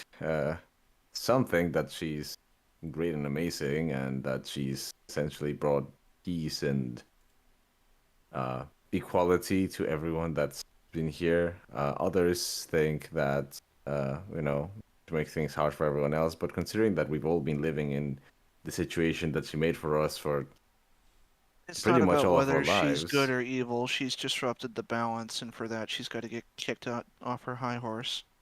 To me, Not to mention, it is we also about have, if she is good or evil. It just sits and stares at you. Why does it matter whether it's good or evil? It matters to me. She's only furthering her own nature, which is a detriment to our goals. She could be good. She could be evil. Either way, she's in the way. Can I roll an insight check? Sure. I want to see where in the morality compass this tree sits. Sure. So how about you do this for me, though? Do your insight check, but before you do, it clearly can talk, so why don't you try and see? You know what I mean? See if you can coax it out. Sure. Your insight check will be lowered depending on, how much you can coax out of it, essentially. So. All right. So I'll say, before we answer, could I ask you then, why it is your wood that is needed for wands here, and what those wands were particularly intended for. My wood conducts magical energies far greater than any other. The staves and wands made from me are far stronger than any other focus. They were used by the most powerful of mages to achieve their goals. And these goals, were they? I mean, this city seems like it was all about the accumulation of knowledge. Uh, what kind of goals would those be? The goals they sought were many. My favorite were those that... what's the word I want him to use? Give me a sec. Kawaii Desune. Yeah, right. Alright, at this point, roll me your insight. I'm going to have something kind of said in a certain way depending on what you get here. Let's see. Insight is not my forte, but Yeah, still, that's I okay. had to try It it. will throw you a bardic inspiration. Okay. You get a D8 Ah. to roll onto that. Yeah, if you Hey, want to add it. D8. Okay. Well, that's unfortunate. Okay. I tried. So with an 11, though, I would say he basically smiles as he kind of tells you, purpose of personal gain often drove my interests most. Uh-huh. So, I'd like to ask something just out of character. Mhm. Kara is the one that I'm intrinsically bound to in one way or another. Mhm. If I were to,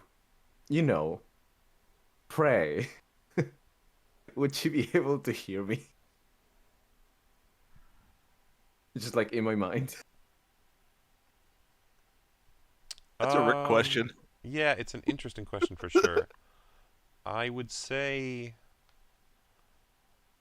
the way it conceptually worked to me is you share in the divine power that supports Kara, which is technically the power of her god.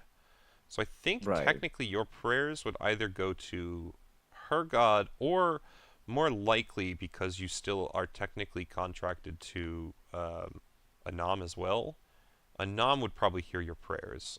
I think Right, Kara would okay. need a telepathy skill, or you would need a telepathy skill to directly talk in her mind like that. That And makes that's sense. only the semantics from the fact that she is still technically in a mortal form. I think if Kara were to ever return to her true Valkyrie form, then yes, you technically could pray to her. Okay. But I think Yeah, no, that's the that makes distinction to me. absolute sense. That's a great answer, actually. Yeah. So that's what would Nothing happen. says you can't whisper it like you're praying, and I couldn't hear it. Yeah, with I mean, in passive all honesty, perception. you could definitely do some sort of like a whisper, and I would be more than willing to discuss like a performance or a stealth check or something to see if you could whisper to her without the tree hearing. Yeah. So I'm going to do. Do I have silence? No, I do not. Okay. I actually do have one more way you could do this. Roll me another insight check. I'm gonna see something funny Sure. here. Okay. Let the dice decide this for you. Inside. There we go. Well, why is that? I don't know It why should be it's a an 10. advantage. Let me think. So, here's what we'll do, because I also want to see this from the other side. Give me 1 second.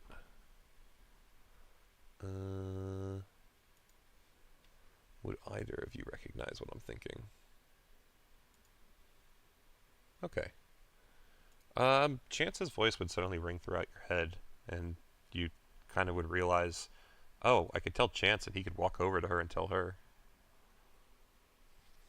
Yeah. Okay. Because Chance and I can telepathic communicate. Yeah, as long as he's in your hand, he can telepathically communicate with whoever that person he's touching is, right? So what I'm going to do is, I'm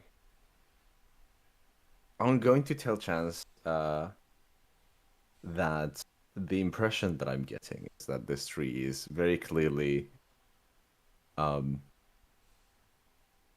evil per se, but definitely not with the world's best interests in mind. So it likely is going to be kinder to someone who is more self-centered, self-servicing, and nefarious. Okay, absolutely. And to please relay that message onto Kara. And what I'm gonna do is I'm gonna take chance. I'm just gonna hold him by like the very edge of the hilt, and I'm just going to gently poke Kara on the, I guess, on the ankle with it. So you would actually feel as like you start to try and like stealthily reach Chance out, and he doesn't even really try and hide much. He just like bundles up his legs, and you feel him push off of your hand, and he jumps over to Kara and just like wraps himself around her arm, like the back of her arm. And Kara, you would just kind of feel this strange, like these four, tentacle-like pressures around your arm, barely able to, maybe encapsulate half of your bicep or whatever. But then a voice that you do, at least, I think you've heard Chance in human form now when he introduced himself to you guys. So you would at least recognize it slightly, maybe not like immediately, but I think you'd put two and two together as he would tell you exactly what Mace just said, or wished him to share. So you would know the tree is most likely up to more self-driven and nefarious purposes, like he said. Would roll my neck and just soup's cooking. Does Leif get a boner? I feel like Leif would get hard. Someone used his soup phrase, and it was the hot woman. I mean, says Leif's not hard all the time. That's fair. He's the Incredible Hulk. He's got a semi-chub going on all the time. It's been established for a long time that the soup has been the code word for almost everything. I don't know why this it's is just surprising. It's always Leif. Let's just say Leif's ready. Yeah. So he's got something hard in each hand. He's good at dual wielding for a purpose. I'd like to use intimidation for this purpose. Interesting. Okay, so here's what I'm gonna have you do. Okay. Tell me what you want to say in terms of intimidation, and then roll intimidation. Or here, actually, let me pose it this way. I'm gonna do the same thing I did with Mace. So keep talking to it as much as you want. At some point, I'm going to have you choose to roll either intimidation or persuasion, and your check will be determined based on the attitude of the tree at that time. That makes sense. I'm going to keep the option open because I want you to have the ability to truly take it whichever way you feel the conversation goes at the time. But I'm cool with either of those. No worries, man. No worries. All right. So Kara's going to cross her arm and just look. At the end of the day, we need a branch. You've asked your questions, we've given you your answers. Whether you like it or not is not my concern. Help us or don't. We're getting what we need. I think the whole tree, just for the sake of making a statement, would shuffle its way backwards as its roots just kind of like slowly drag it around the ground as it says to you, woman. Whether you get my wood is my prerogative, my choice. Answer my questions till I am satisfied, or leave, or become my fertilizer. My body, my choice. I was just thinking. Fluzak's want to be the one. so into that that he's basically like, my body's my choice. Yeah. Just then ask your question one more time, and if you don't like the answer, well, we know what we're doing next. I wished to know what you seek to do with the wand once it's created. As a general purpose, not just your god killing. What will it do throughout its lifetime? I can't answer that. I am not a mage. I am a fighter. I am Whoever a will warrior. use it answers my question. Fluzak, do you have a use for a wand? Pretty sure. You're asking Pluzak if he has a use for a wand. Yes. One could never have too many Instruments of magical being. The tree like turns towards you, Pluzak, hearing that response. And it's like, good answer. What would you do with my wand?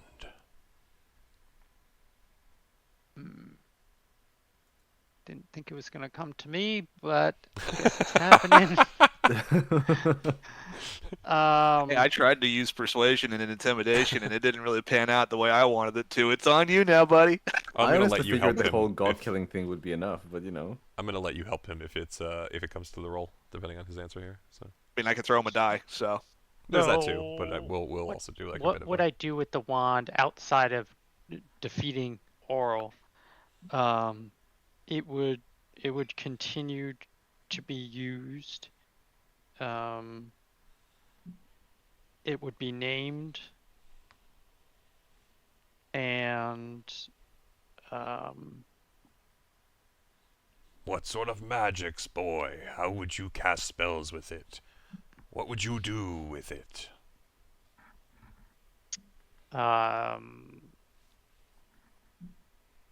what kind of magics? Oh, so like School of Magic. So I would say my specialty is necromancy, and the spells will revive those that have died into another form. They will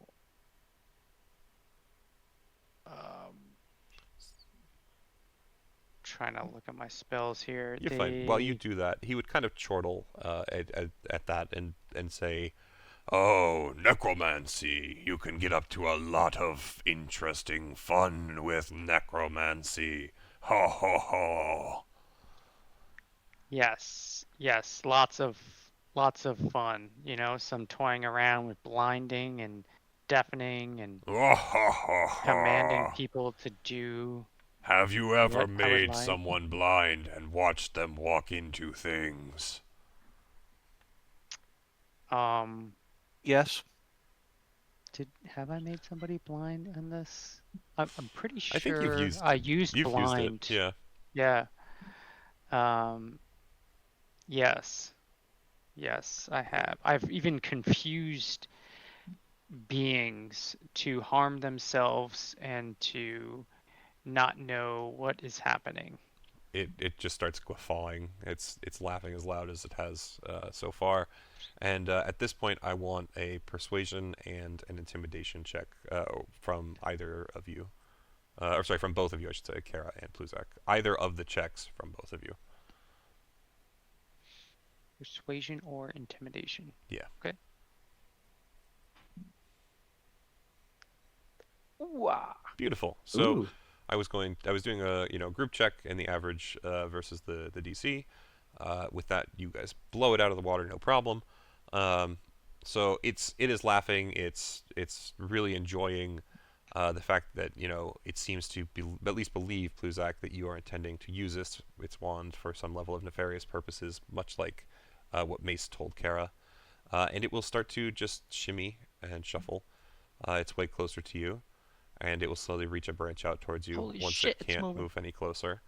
And it will basically tell you, "No, you are worthy of the Nether Oak Wand, none of the others." And it will let you cut part of a branch off if you wish, that you could then fasten into a wand over the next short rest. I'm sure that Mace can help you out as well. I would in a low hushed tone say, "Yeah, I wouldn't trust him either."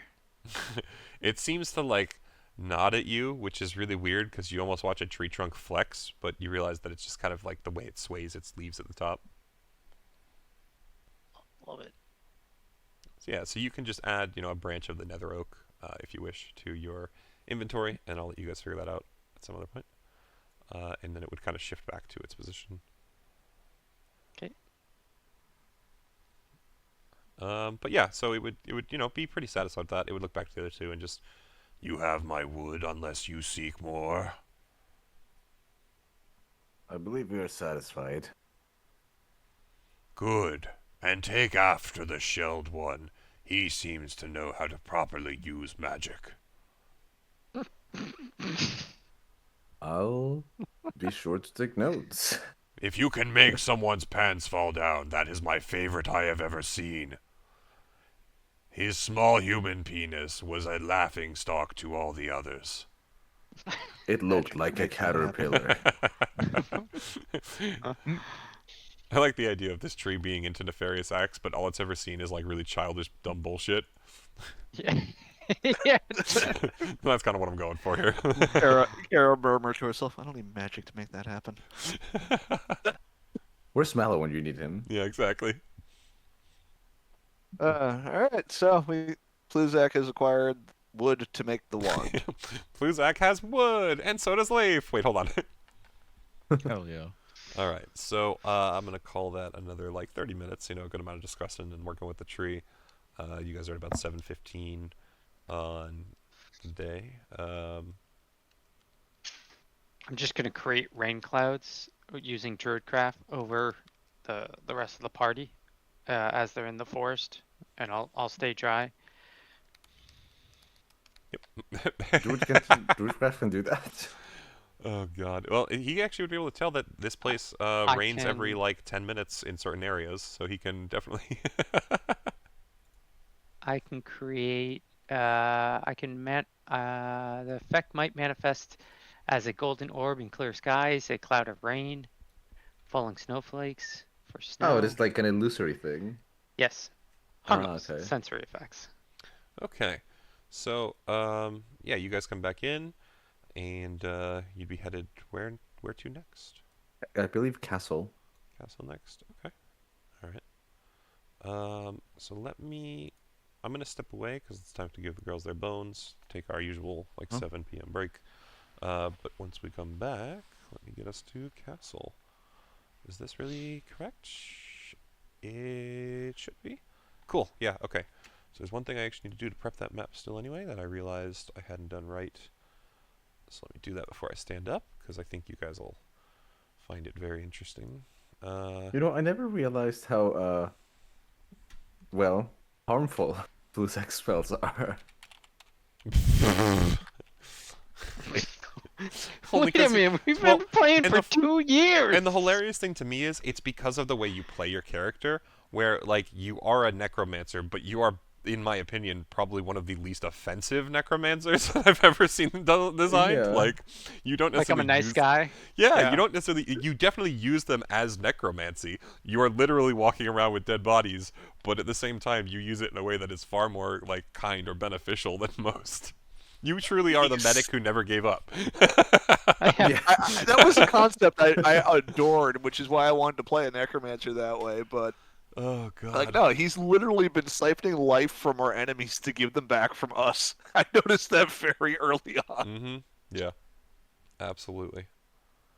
Oh, man. Alright, so let me put you on this one here.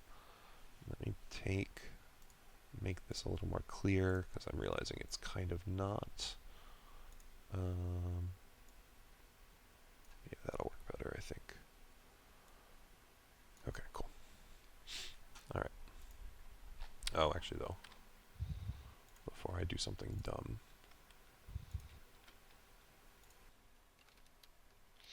That will be much easier. Okay, so you guys will be going to this colossal building that has many lofty turrets in a state of disrepair. The ground below is littered with their rubble, and a giant-sized door is at the base of the structure and hangs slightly ajar. So that's what you see as you come into view, and we will go inside when I come back, okay? What? Before you go, when you say giant-sized door, big enough for Kara? Yes, actually, as on the inside, Wow. it looks like each door is about 10 feet. So even as long as they are fully open, I believe Kara can walk through without too much issue. The inside of this room will also allow for Kara, for sure. Certain areas may be more difficult for her to be, but it should not impede her. You will see what I mean once you get here. But yeah, we'll handle that once I get back. I'll be back in a minute. I like how you guys did all the work for that tree, and the tree's just like, what about you? I'd like to believe that I threatened it into at least agreeing by giving it to someone. But at the end of the day, your words convinced it. Yeah, there's also I expected the whole god killing bit to be enough for the tree, but since it wasn't, I was like, well, what's the next best thing? Oh, well, I know that Plusak likes to do necromancy stuff, so maybe that'll be interpreted as evil, and it works. And it's not even like evil stuff. It's just like more mischievous stuff, like pranks. The dude Well, yeah, I doesn't mean, know what I true didn't know evil at the is. time. Yeah. I knew that the tree was like definitely not like nice, so I was like, okay, well, what? We'll have Plusak Pluzak sometimes talk can to be. him because he's not nice. Well, I mean, you've kind of coerced an old woman into selling you her soul, I and didn't coerce her in the cell. I just let her know that if she came with us, that her soul would not just be left behind, it would be reanimated into something else. right, you sold her a timeshare in the Caymans. I mean, her soul isn't going to be shared. You know what you need in your life? Thunder Cougar Falconbird. That went over my head. Sorry. It's a Futurama joke about the used car salesman selling the amalgam of the Thunder Cougar Falconbird. Yeah, I mean, I'll find the video clip of it. It's funny. whatever Pluzak gets up to afterwards, he should definitely start his own pyramid scheme. He might. I don't know if he's going to make it that far. Well, according to Pluzak, death is not the end, so. Death is definitely not the end for other people. And especially consider that we're going against the Hex, who wants to make death completely irrelevant. Yeah, it's gonna be something. I like that we're fighting against like two gods, right? Well, the Hex is not really a god, but he's the next closest thing. Right. He's like a demigod. Yeah. Which would, I guess, make Malo a second god twice removed. Yes. Is it bad I'm sitting here trying to rack my brain on ways to fix you? Fix who? Listen, Mace. If you were to know the depth and breadth of Pluzak's intentions and goals. I just meant the spell plague. Oh. Wait, what do you mean? What's wrong with him? You weren't here for that. So Yeah, remember wrong when with who? Cool. This is why I'm telling him. Remember how Valine kind of turned into a monster? Yes. Yeah. It starts with paranoia and distrust. Ah. Okay. What? That makes more sense. Who said that? Who's out there? I don't think anyone said that. No one said it. Though. It's the pattern I've noticed. And I'm sharing it with the people that aren't currently infected so far as I'm aware. See, I remember reading about the spell plague, just in general, and I never remembered it being like that. Then again, I guess it was a whole series of events, so. But regardless of whatever condition Pluzak is in right now, I think that Maze would personally sympathize with Pluzak on a personal standpoint as far as why he does what he does and what his ultimate end goal is. Not once said Pluzak, you can't do what you're doing. I said depending on the condition in which the persons die, then I get a say in the matter. Well, I think in general the feel for Pluzak is that he's a little misguided. What? Look, I haven't stopped to question the morals of most people so long as they're working with me to kill the god. That feels true, but I feel like there might have been exceptions. Sure. I'm working with. Well, defining working with. You are assisting me in combating and defeating a god. Oh, okay. I believe your initial condition for coming along with us was you wanted to be able to study us at the same time, which we all said yes to, for the most Yeah. part. Mm-hmm. Mm-hmm. Mm-hmm. That was the thing. I know it was. Because at the end of the day, when people stole your notebook to try and figure out what you were writing down, I just flat out asked, "Why are you writing about us in your notebook?" And then you explained your family dies after having sex and conceiving a child, and you want to get around that. Wouldn't you? Not really. Circumstantially, depends. But wouldn't you like to have sex and not have to take care of the child? Kara sort of doesn't. Oh, like I I've did never- to Mallow's sister. Oh. Wait a minute. You did have to take care of a child after that. Mallow. No, that's true. But once we're done with the god killing and we solve all the problems that we've embarked upon as a group, after that point, folks can go their separate ways and do what they wish. But if the interests clash at that point, where they meet in the future, Kara will attempt to settle things pleasantly and without violence. But if goals don't align and you're stuck in your way and I'm stuck in my way, there will be a clash. Well, in technicality, you and Plusek are gonna be working under different management, so Yeah, like I did just say that. Or the same. I did don't just think say it's gonna be the same. Oh, that okay. if it can't be settled amicably, there'd be a clash. But because Kara knows Bluzak, there's going to at least be a conversation before fighting starts, if fighting starts. Knowing Bluzak, there's going to be a conversation. What did I miss? Hold on. Oh, bro, You got a recording. You're good. I What's know. going on? That's why I always enjoy. All right. I wanted to do one thing and I can't remember it now. Fuck. One sec. Setting up a library or a castle. Yeah, that's good. There's something else. Oh, I wanted to give you guys some experience for that last one. Un momento. Would it just be that? No, those are... It's only 200... It would actually only be one for each of you. Also... Here. XP for all you guys.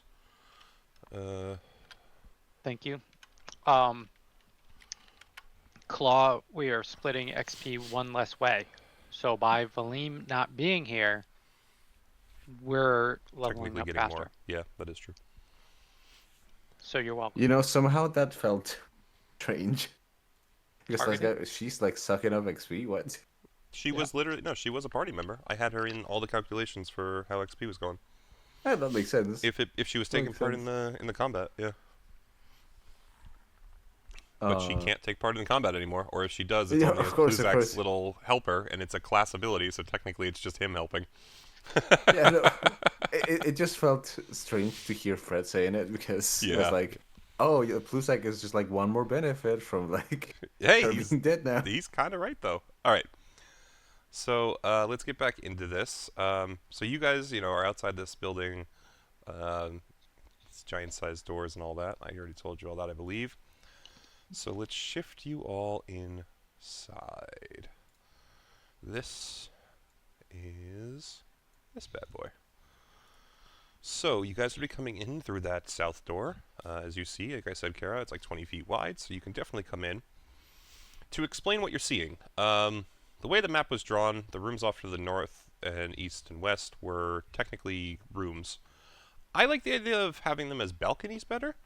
So those are balconies. So there's kind of like a second floor with a bunch of books. This is a first floor. It's got a bunch of shelves and it's lined with books everywhere. As you guys come in, you definitely would see that, and you would hear a lot of like skittering and scratching of things being moved, maybe feet, and all of a sudden, you would kind of see from behind one of the shelving units would just shamble a mummy. Oh, the mummy. It would be kind of wearing this golden mask that seems recognizable to most of you as the mummy that you found in the Caves of Hunger. I'm going to just go back and read the description on that bad boy because he was a little unique. I'm just trying to find it again quick. It was... It's like, I need to go... Totally forgot about that, Okay. dude. So it's a mummy dressed in a tattered black robe and wearing a golden face mask. Yeah, so you would just kind of notice that it seems to be shambling, like I said, from one place to another.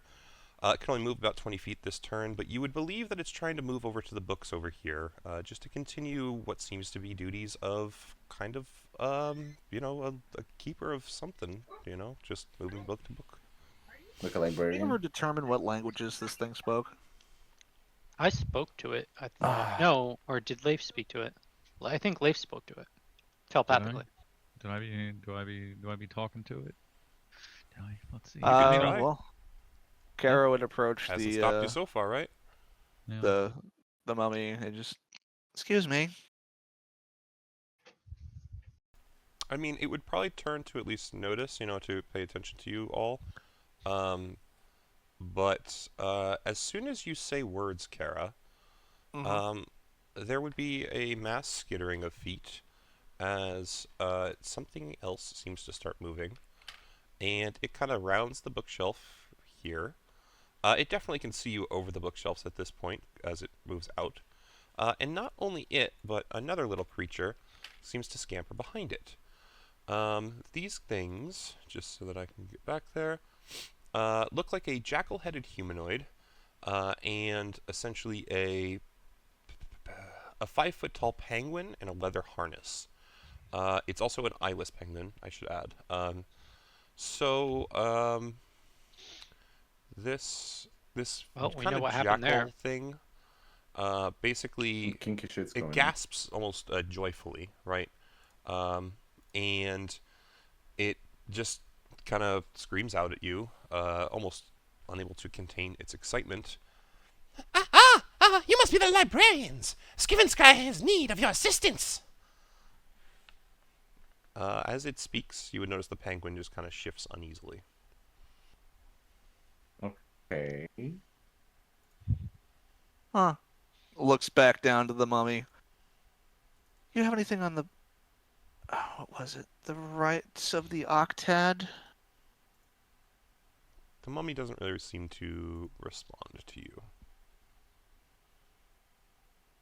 I would go over to here and say, well, we are currently a little disoriented as far as how this place works. So, would you mind enlightening me as to what did you say? Scriven Scry? Is that what he said? Yes, Like, what was it? Scriven Scry, yep. Yeah. Is that the name of this place, or? No, Scriven Scry is this one. It pats its own chest, and you would notice its eyes kind of narrow at you. It reaches into a pocket of its and kind of pulls something out and starts to chew on it. I think with a keen enough eye, you'd be able to tell it's some sort of a gummy black licorice almost. You think? Oh. And it just kind of thinks for a moment or two before it demands, "You will help Scriven Scry. I'm trying to find a book." Or Scriven Scry is trying to find a book, I should say. It's always third person. All right. Well, perhaps we can come to an understanding. We are looking on information on the what did Kara say? The right of the the right of the octate. Arcane Octad. Octet. There we go. But But yeah, Arcane Octet. Maybe we can help each other.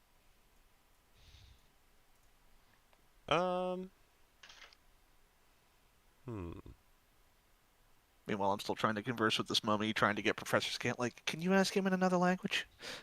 Yeah, he would be able to ask in the Lothran language that he speaks. Give me one sec. Okay. So, Mace, I think he's just going to say, it'll nod. Yes. Right, easy, found, long time ago. Book of Keeping. That's more important. Help, find. Scriven Sky needs. And then, Kara, you would be asking, or having Professor Scant ask what specifically in the Lothran language? I'm looking Or, for sorry, for the books Ythrin language. on the Yeah, Lothran, yeah. the right of the arcane octad or Yes. whatever that is. So he would ask that in their language and basically report back to you. It seems to believe that the rites are described in terms of how the ritual works, but the actual phrases are in the towers as we are seeking. They're not exactly here. Not at least not this ritual, each individual ritual itself. Do you wish me to at least have it get the book on anything else related? I think that would be wise for the time being. He nods and will just ask the mummy to do that, and I guess it'll just start to kind of wander off north. Kara, as it wanders off north, you would just see the penguin kind of leaning around this shelf here, and as you kind of just watch it dart back, it leaves behind something. And I'm just going to put a little... It looks like a little piece. It looks like a little piece of leather is just on the ground there. Leif, Yes. I think that was a penguin. I think it is spying on us. It dropped something over there. So as that happens, Mace, would come back to you with the fox. So it kind of demanded you help it, find its book. What would you reply to it, you think? You're asking me, or are we like? Am I No, bringing yeah, the I'm fox asking to you, them, since to you're the them? only one that's talking to the fox, and it. Okay, its last because thing was... what I understood was that I was bringing the fox to them. Okay. If that's what you intend to do, just tell it that. It has not, it has not committed not to following you really. yet. It's up to you. Okay, so what I will say is,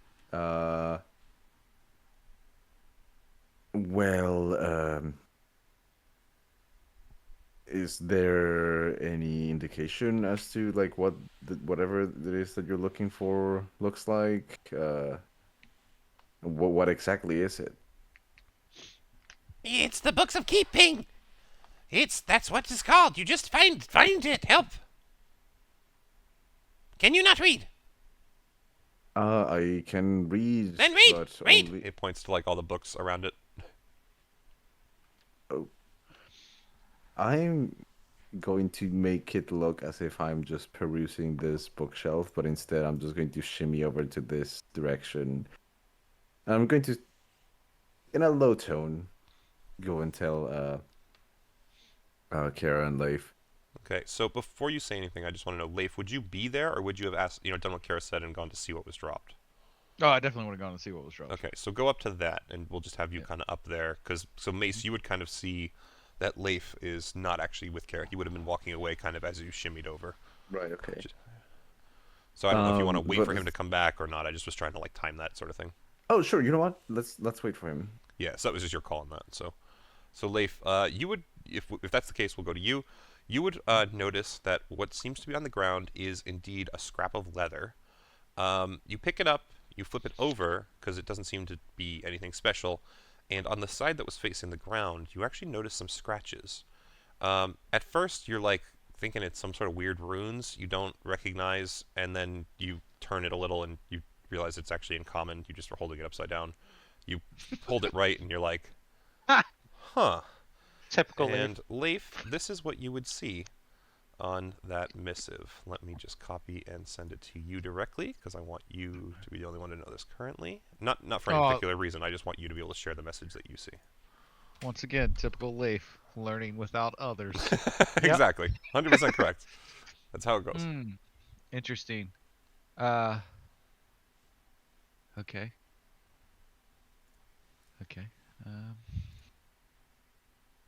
How close? I gotta be what, 30 feet to use my slug boy? Yes.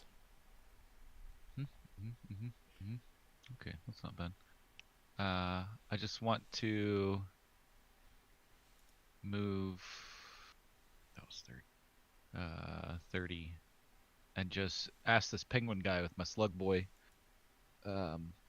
As soon as you start walking towards the fox, it turns to you and starts screaming at you, much like it was Mace, where it's like, Find the book! Find the book! Did you not listen? Find my book! Okay, yeah. Books of keeping! Search! Search! Then I would finger through these books, and then I would ask the penguin guy, my slug. So, just be What like, finger through those books? yeah, so it definitely can understand you. The books moan. It can speak common. So, I guess, what do you ask it?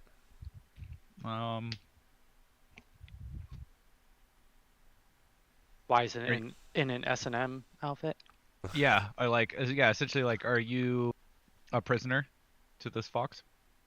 Okay. I'm gonna be squawky, because I have that. So,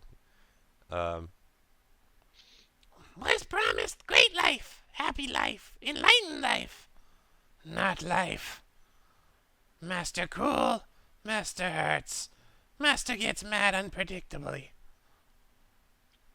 Why does he want this book? would he know? Give it a piece of clothing. Like a sock. Get out of here. We don't watch that. I don't watch that. Oh, dude. Okay, hold on. That's a Dobby reference, right? Yes. Yep. Okay. So you're correct. I saw them all once. Let me see. I think it would just tell you, Master always searches for books. Thinks book here. Okay. I'm gonna continue fingering these books, and I'm going to telepathically tell Kara.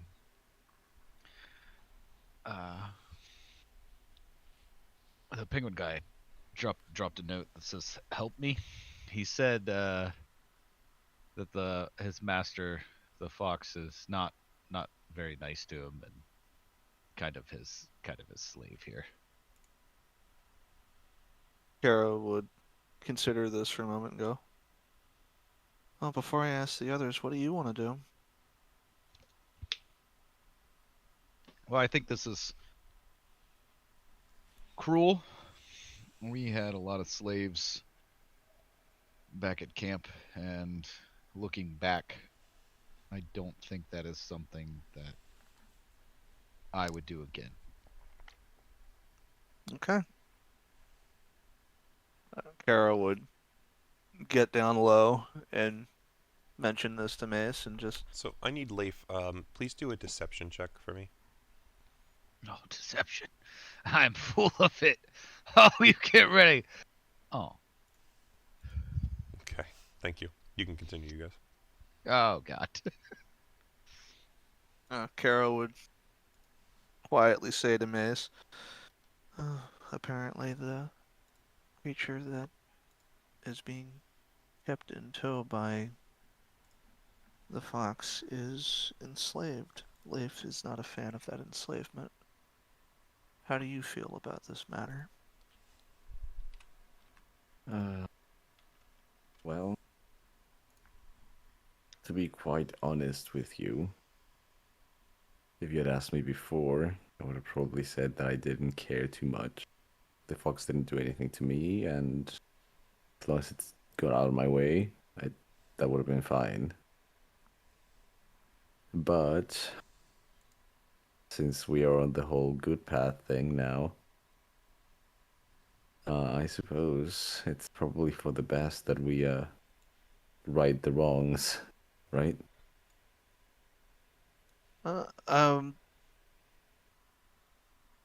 Yeah, the first tenant Kara gave you was do the right thing and help those when they need it. So, just... Okay.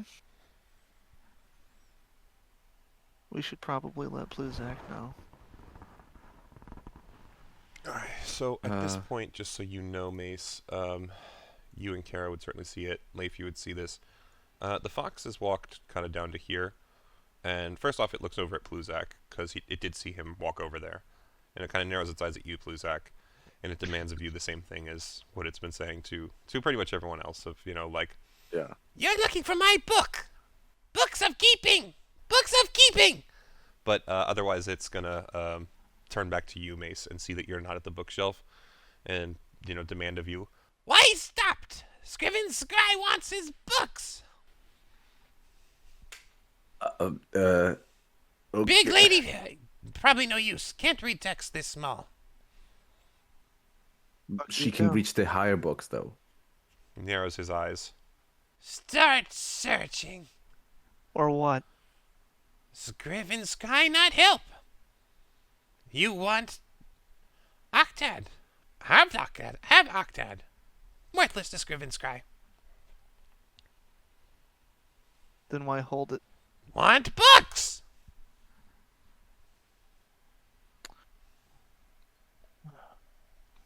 Am I still telepathically connected to Leif?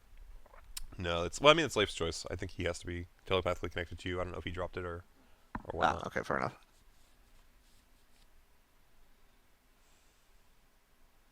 I didn't know it was muted. Okay. I would say yes, because we were trying to figure this out. So Okay. I'm still sitting waiting to see if we're soup's bad. Let's fucking go. But that's Well, really And Probably Kara will include- telepathically just say, "I'm not a fan of this thing."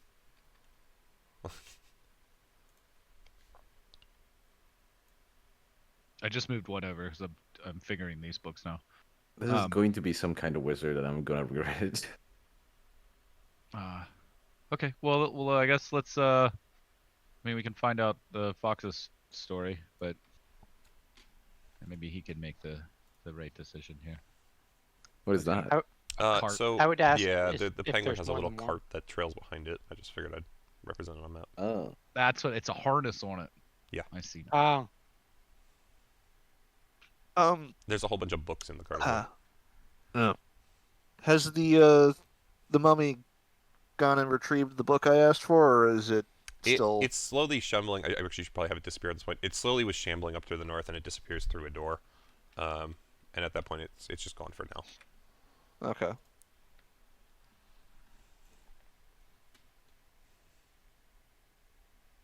Oh, can I talk to the fox? Yeah, I want to talk to my Mentally? slug. Yeah. Yeah. Absolutely. I just want to ask it. What do you need all these books for? Oh, it kind of recoils for a second, glares over at you, and then without actually speaking aloud, it would answer back at you. You don't get to know.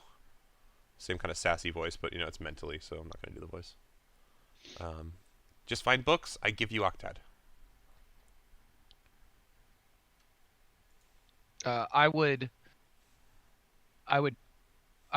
move one over to these, and I'd pull 3 books off, and then just start walking towards them. Stop there. Uh-huh. He says, put books down, turn around, go back. Why? We mean you no harm. You faking, he says. Mentally. Very well. Do you leave the books, or do you bring them back? No, I'll leave the books. Okay. He would he would look over at the penguin, and the penguin would scurry over. You said the penguin is eyeless? Yes. It is blind. So it would just kind of turn its little body and try and scurry over. It would grab the books. It would come back. I'll have to fix the cart, but then it would pop itself back next to its master. Its little cart would be that way. And it would start handing the books to its master. And it would look through them, and then it would throw all of the books back at you. Liar! It would say out loud. You. He cannot read very well. Please, give me a persuasion roll. Oh yeah. Okay. He looks over at you and he just says, You're trying to help friend. Screw and Scry doesn't believe. He's lying. Okay, Are you lying? All of you lying. Find book. He read a cursed playbill because he doesn't understand. still just narrows its eyes at you. Find book. Well, if you didn't tell him about Actually- the cursed playbill, we could have given him those. And You can, cursed them. still technically, That was my second plan. you can still technically give him that. He's gonna read through everything before he does that. No, he read the titles of the books and then threw them back at Leif. Oh. It's better for me to clarify than for you to do that and have him do the same thing, I feel like. So I would hold up Professor Scant to head level and just, is there any information you want from here? I think Professor Scant would basically say, oh, hold on, that was barking. Sophia, go see. Don't just sit down here and bark. Go check. She's not gonna. He would tell you, thank you, Kim. He doesn't really have, I think, any interest in the knowledge these books contain, in the sense of, like, if he could sit down here and read everything, he happily would, but searching through the city and actually learning more about the Netherese stuff, through experience that you guys are doing is far more interesting to him. So he would more be like, we can always come back, can't we? I would ideally Oh, not he's not like here. to, if possible, this place has a... I'm gonna think back to Valine and to the other creatures. This has a poor effect on the living here. Well, that's your problem, not mine. But I mean, I also can't really do anything without you, so, your call. I guess it is still kind of your problem, wouldn't it be? No, it's just your call. I can't really do anything either way. Your problem doesn't affect me. Well, I guess it does by nature of if you die, I stay here forever, and, you know what? I'm not going to think about it right now. Understandable. And she'll lower her. The fox looks over at you and is like, Woman, what do? Search! Search for books! I am searching for books. You're talking Just to not the one. hand! You're dumb like that one! points at Leif. Starts walking over. What you You do? just- Stop!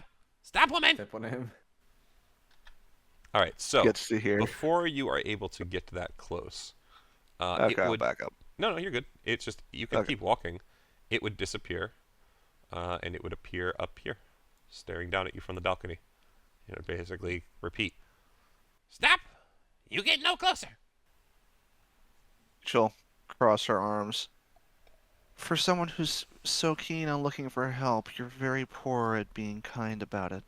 I have what you want. You don't have what I want. You find what I want, I help you. That's all. Scriven Scry is being more than generous. Is that so? Could just not help you. Could keep looking for book on my own. You're right, you could. He will just clap twice and just... Kingsport, keep looking. Book this way. And he points to, like, the north of the room. And the penguin, kind of... it has a telepathic understanding from the other creature, so it just starts heading that way. 10, 15, 20. And the card comes with it. Yeah. Okay. I think we're going to waste time trying to find something here. I'd rather not stay any longer than I need to. Oh, this is completely out of character, by the way. But I'm of the inclination of saying, let's kidnap the penguin and leave, or beat this guy to a pulp, because I'm not searching this library for something that may or may not give it some edge over us. The only person we haven't spoken to about this whole idea of just get rid of him is Pluzak. So once we get Who's his like answer, that we could guy? get no souls. Oh, Fuck Pluzak's that still here, guy. too. So while they're thinking this over, I'm gonna. This was a fox. What kind of creature was this? So it A fox is a humanoid. bespectacle, jackal-headed humanoid. Oh, Jackal. Yeah, with Okay. glasses on his face. So I wait. would shout out and say, creature looking for the Book of Keeping. I can help you locate it. Oh, How? Where? First, you have to answer a couple of questions so I can help locate it. It's gonna kind of like run over to here and like stand on this bench and like stare down at you because it hears you, and it's really warily looking at Kara, like making sure that she doesn't come any it closer doesn't or grab anything. him. But he will look down at you, Pluzak. What questions? So, have you tried the tower with the eye on it? Not willing to sacrifice eye. Would willing to for Kingsport, but he has no eyes. Is that what happened to No. Kingsport? Other thing. Okay. Can you describe to me the book, what it looks like? Interesting question. Okay. How does it know the tower's gonna take an eye? That's a good I question. fully thought we were Kara. gonna send him to the tower. Yeah. Maybe you can ask if you really want to. Oh. 1 second, Pluzak. I need to see if there's a canon answer before I give you a me answer, as always. When good questions are asked. Jesus.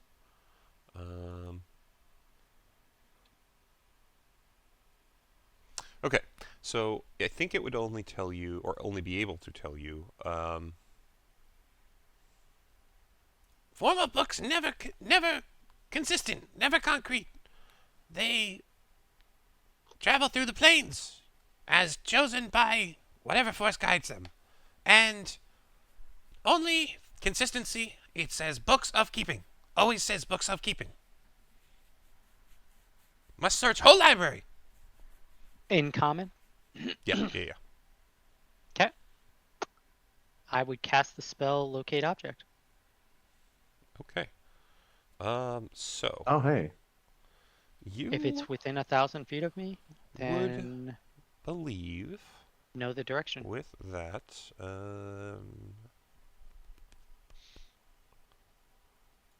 you would not have a sense that it is anywhere in this library.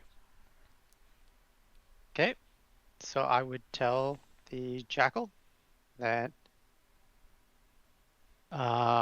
unfortunately the book is not within 1,000 feet of this library. It just narrows. You're not looking in the correct area. Yeah, it narrows its eyes at you and simply, calls out at you like it has been. Liar! Liar! Like the rest. Just kind of turns around, walks away. Okay. Now I'm pissed. Please act like I'm just Pluzak leaving. Beelines for the exit. As he goes out, I'm gonna just rush over to him and like gently just grab his shoulder or whatever's, closest to his shoulder or shell. Mm-hmm. You get poop on your hand. I got it for you, Fred. That's okay. And as he's, I guess, just forcibly trying to exit, I'm gonna tell him, listen, we need to rescue the penguin, otherwise, it's gonna live as a slave for the rest of whatever long a penguin of that size life is. And How would you as know? an anthropomorphic animal, well, it is currently a slave, and it asked for help. How did it ask for help? It I didn't hear scribbled something on a piece of leather. That's what Where's the Kara leather? told me, anyways. I believe Leif has it. Okay, well, the person that doesn't know how to read. I knew it was coming. Does Okay, well, you're more than welcome to confirm my findings. Uh, Oh man. but I Bring me, figured that as a bring me fellow the proof. anthropomorphic animal, you might care. Maybe the penguin is in a life debt. And you think it should pay it?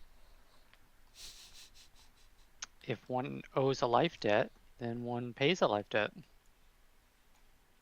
All right. Just Well, just like your liege to Kara, right? oh yes, but if I break the rules, our bond is broken, and that's kind of where it ends.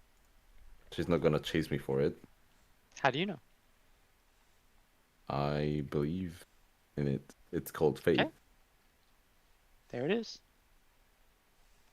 What is Faith of it? a life debt should be repaid. Okay. All right. I'm gonna go over to Kara. I'm just gonna let go of him. Mhm. I'm gonna go to Kara and say, yeah, I believe Pluzak's losing it, and we might want to hurry. So, I propose we kidnap the bird. Easy enough, I guess. I'm pretty sure you can shove it into your bag of holding, and we can just book it straight out of here, pun intended.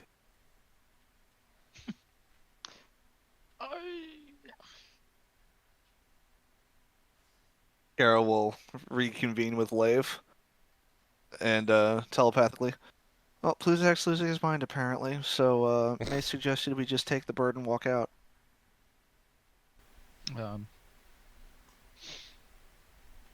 Losing his mind seems normal.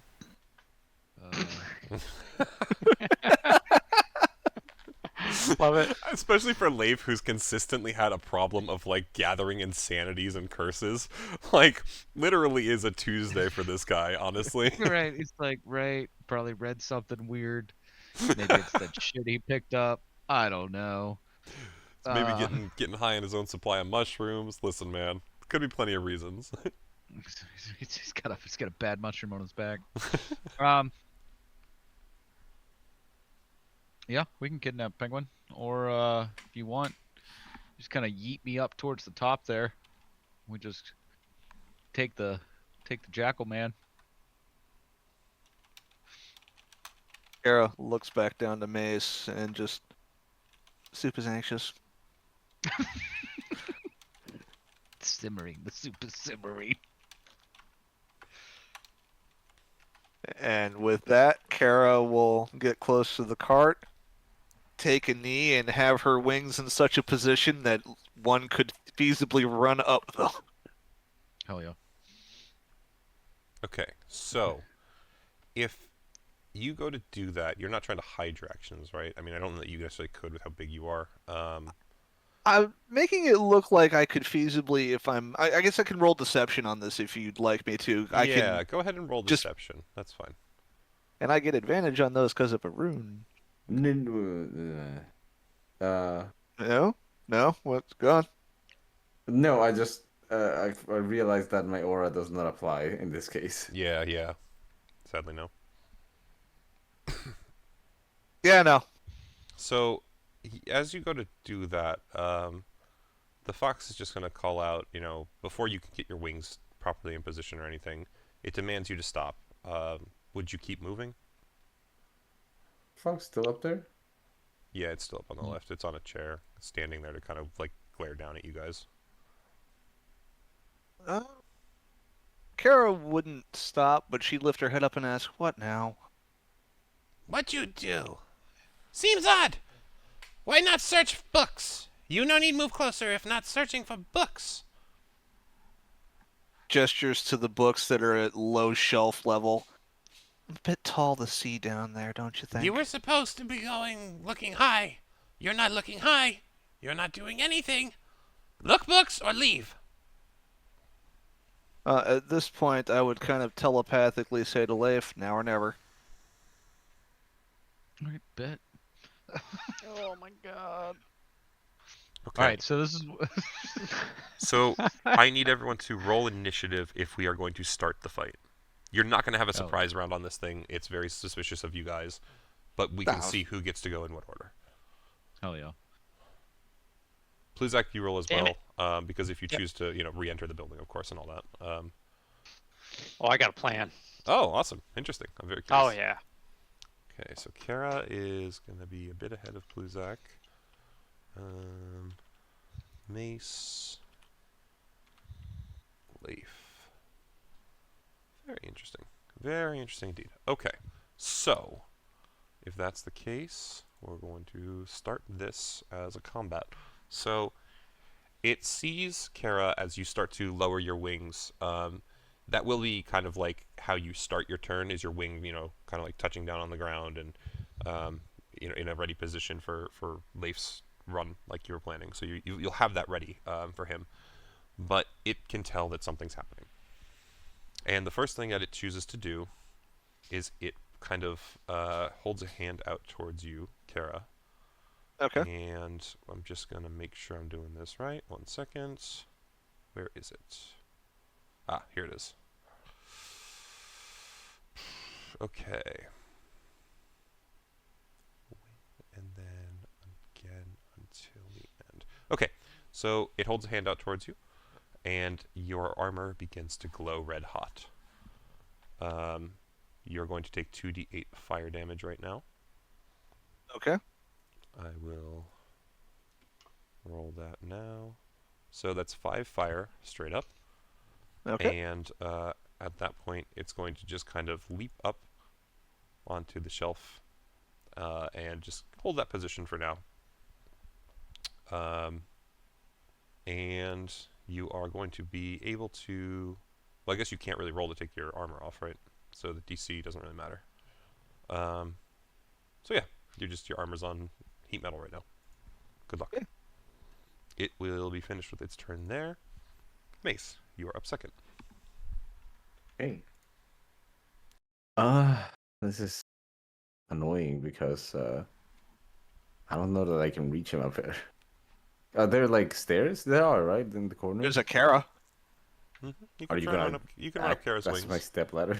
Yeah, I would say that you'd probably have to position yourself on her right side first. So like you could step past her, but basically if you were to run like step, step, step, you can go up Kara currently as a bridge. I'll even let you do it in 30 feet to get to the bench up here if that's truly your prerogative, unless you want to dash further. Sure. I'll do that. And actually, I'll dash up to him. Okay. And that'll be my turn. Okay. After that, it's the penguin. The fox will just yell down to it, or actually does this telepathically, so you guys don't know exactly what it says. But the penguin will kind of turn itself around Kara and kind of walk up to you. Its poor little cart being dragged in a big circle. This actually uses all of its movement because it has to walk like in a square to do this. And it's going to try and peck you with its beak. I don't think it will hit you, as it just kind of like sits there like pecking at your boot ineffectively. And that's its turn. Kara, you're up. So you still have your wings down and making I'm the gonna bridge. hold this position for Leif, because that was my plan to begin with. But from this position, would I be able to still see the I don't think you Jackal can fox? see so even if you were to stand up, it's like a 30-foot reach. It's 30 feet up to the balcony. I'm saying your wingspan is probably enough that like from tip to tip, I'm letting people get up there. You would probably have to fly to actually be able to see it from where you are. Understood. Yeah. Gotcha. So in that case, I'm just going to, I guess, hold an action to dodge. You can just take a dodge action and just stay where you are. I think that's fine. Then I will do that. Yeah. Okay.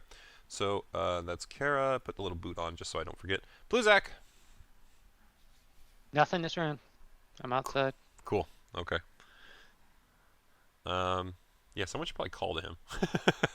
Oh Leif, yeah, your turn. It's in there. Okay. You just hear the soup is on. Yeah, Yeah, that's pretty very, much. very Leif. So we can get up there. So we're gonna run up. Oh, yeah, you got it. Cool. Yeah. Well, I'm sure if I actually, guess I should do it anyway. Send Nah, Kara you're back, just so that if we need to walk on her again. Probably always best for Kara to be at back. This is what Leif's always wanted. No. Okay, so you've clearly dash action since you've now gone back and forth across her wings multiple times. So as I'm running up Kara, it's just the soup is bad. We're going to. You can sense your Echo. father somewhere from the great beyond, just being like, "Here's the weirdest battle cry, but I'm not gonna lie, I'm into it." That's Just like his mother. Just like his mother. It's like you literally get the image of just a woman with a ladle. The ladle is hilt deep in a man's chest, digging his heart out. We got that. We're gonna come up around whichever side it is. Okay. Don't come. Okay. Enough. My Echo has a net. Okay. We're Go gonna for it. try and net this guy. Go for it. Big money. Big money, no whammies. An 11 does not quite do it. Oh no, wait, sorry, hold on. Okay. Yeah, it doesn't even come near close. Sorry. Yeah. No, it's not. It's not great. Yeah. The Echo's just gonna kind of look at Leif now, empty-handed, or not Leif, but Mace, just empty-handed, and just like head down, and it will not look back at me because it knows that I don't like when my Echoes fail. Okay. I need to see something. There's two realms for the failed. There's the successful echoes and the failed echoes. Okay. Interesting. So that's gonna put us back at the top of the turn order. I need to make a note quick. 1 second. Oh no, it's not. Okay. So it's gonna be. Let me make sure I'm reading the right one. Was that you? Yeah, it is you. Yeah, that's probably worth it. So, as it is the fox's turn, you will watch as it kind of stands a little taller on the shelving, and it looks over at Leif himself. And lightning begins to gather at its fingertips. It will then reach its hands out towards you, Leif, and a gigantic bolt of lightning strikes you, dead center of your chest. I need you to do a dexterity saving throw. The lightning then gathers along Leif's body for a moment, and it jumps off in 3 other directions. 1 to Kara, 1 to Mace, and 1 to Leif's Echo. And I need all 3 of them to also do a dexterity saving throw. Leif, you have my bonus. Not that it's gonna serve you much. Well, it's his Echo that has your bonus, yeah. Alright, so Leif, you yourself hit a 20, is that correct? Yes. Okay, and then your Echo will be 13, I believe, from Mace's bonus, or 12. Kara is an 18. Mace is a 13, but 21. yeah. Okay. So let me do damage here, and then I'll divvy it out for you guys. So I need this one, and let me check something. Okay, and then it's okay. Let me actually do this the right way. Sorry, I just realized I'm setting something up wrong. There we go. And then put that there. Okay, so it's okay. So for Kara and Leif Echo will disappear. I'm just putting them in the top right. That's fine. Kara, you are going to take 51 lightning damage. Mace and Leif, 6th level spell slot. Mace and Leif, you will take half of that. We'll call half of it 25, I think is fair. Like 25, yeah. Yeah. Okay. Yeah. So the 2 of you take 25. Kara, you take the Whopper. Dodge didn't help me hit anything. Technically, on to be this? fair, the Leif Echo also took a Whopper. The dodge, because it's a dex save, would have given you another roll. You actually can do a second roll. You would have had advantage on that. Good call on yourself, and it might get halved. We'll see how you can do. Come on. No. No. Does anyone have a die that Kara gave them they if my- haven't used? No, they've been used, I think. Okay, yeah. So Yeah. then the better would be the 18, which is just under, like literally just under. So that's a strike for sure. But I think if anyone to take the both hit, Kara's probably the best bet. Yeah, but I was not denying that. That's still Um, spicier than I would have liked, but Yeah. hey, it's chain lightning for you. So yeah, but so he does that. He then will turn his shoulders to kind of look towards the north, but nothing more happens. This. Oh, actually, sorry. As a bonus action, then Kara, he's going to do his 2d8 of heat metal on you as well. So because it is the same damage, right? Oh, actually, so you would have only had the one roll. You have disadvantage on ability checks until the start of your next turn if you don't drop it. So it would have evened out. But either way, Oh, okay. it would have been the 18 either way, so it doesn't really change anything. But just kind of so we know, as long as you have heat metal on you, you're going to have disadvantage on attack and ability checks. And you will take the 2d8 again. Disadvantage on attacks as well. Fun. Yeah, it's what it says in the thing. So it's 8 damage. I fire am damage. not doubting you, so Yeah. it's not That's a kinda question. And I nuts. just said fun. I'm just gonna say this out loud because it won't change anything on your end. You guys wouldn't know, but this creature can do that at will. So that's kind of nuts. Good Well- thing Will's not in the party. It's a fiend. Takes So still takes the action, but my girls are going crazy, man. but it could do that. Wait, no, heat metal itself is the bonus action. Okay, yeah, no, my brain Yeah. is catching up into gear. We're good. Yeah, it can definitely do all that. So alrighty. I've not said it can't. No. I get you. I'm just saying it's one of those. Definitely a tough. When I was looking at this enemy, I was like, you guys are gonna probably this will be one of the first ones you guys will struggle with. But we'll see how you manage because it is Mace's turn. It is concentration though, so if you guys do hit it, Exactly. there's That's a why good chance Mace's you turn. might We'll hit. see what happens. Okay. So altogether, I think that considering that I don't think it's going to matter too much how this hits me. I think it's going to hit me regardless of what it does. I will use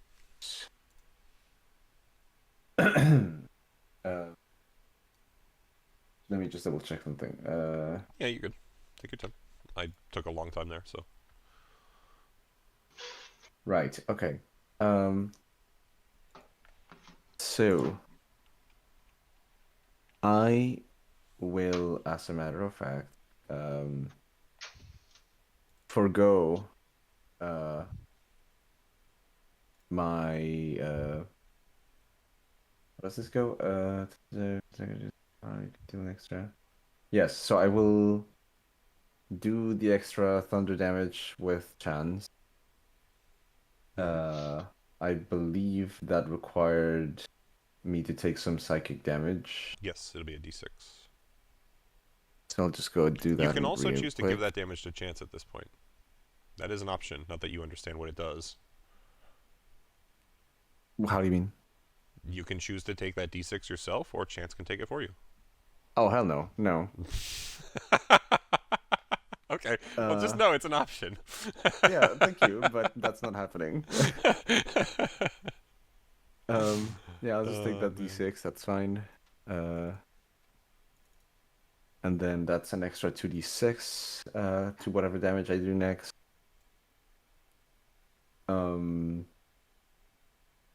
And I will choose to smite if I hit. And checking. Never mind that. Okay. And I will. My God! I just checking the whole paladin thing is something. Let's see.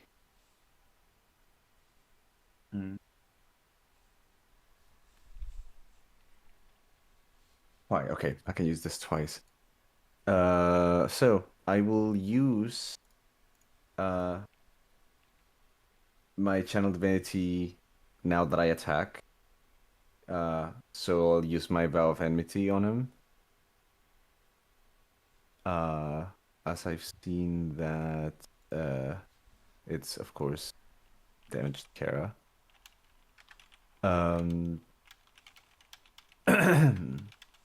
So I will have advantage against him. Okay. Beautiful. Yep. And then let me just... As a bonus action, I will cast Hexblade's Curse. Well, not cast, but I will use my Hexblade's Curse.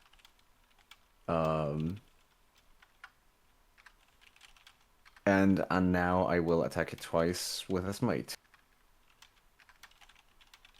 So here goes. Doesn't channel divinity take an action? Not with this one.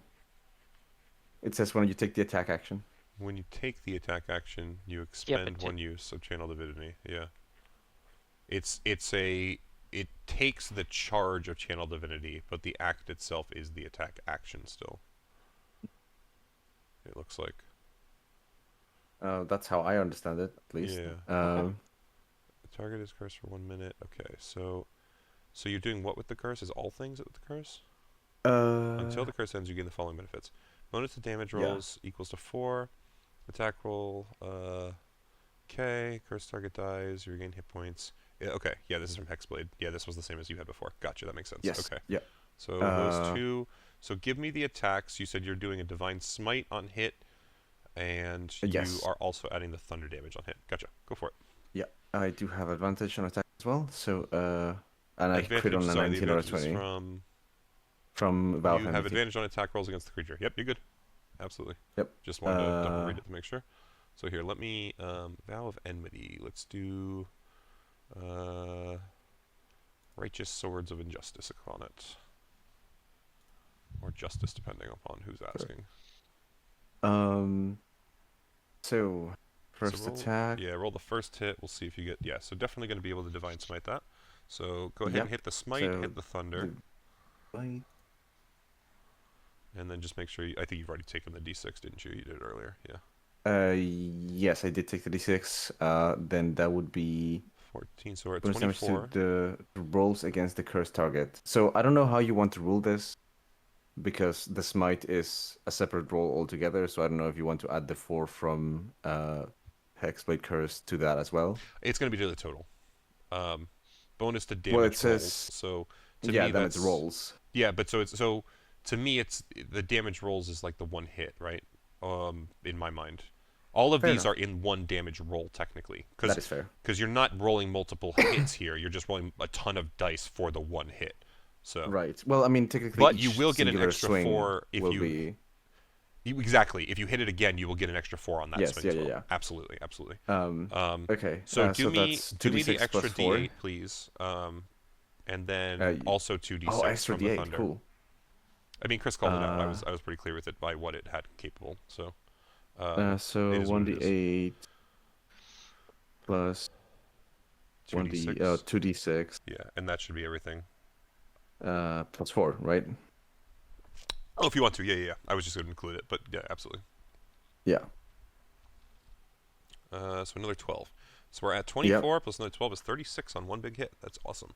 So that's 18 on halved. Let me roll concentration for it quick. Hold on. Yeah. And then I need to do... Actually, hold on. I need to check something. So that's this. Oh, actually, hold on. I have to do some careful math on my end. Give me a second. So I also need to check your character sheet. Yep. Okay, cool. Okay, so I have to be very careful here.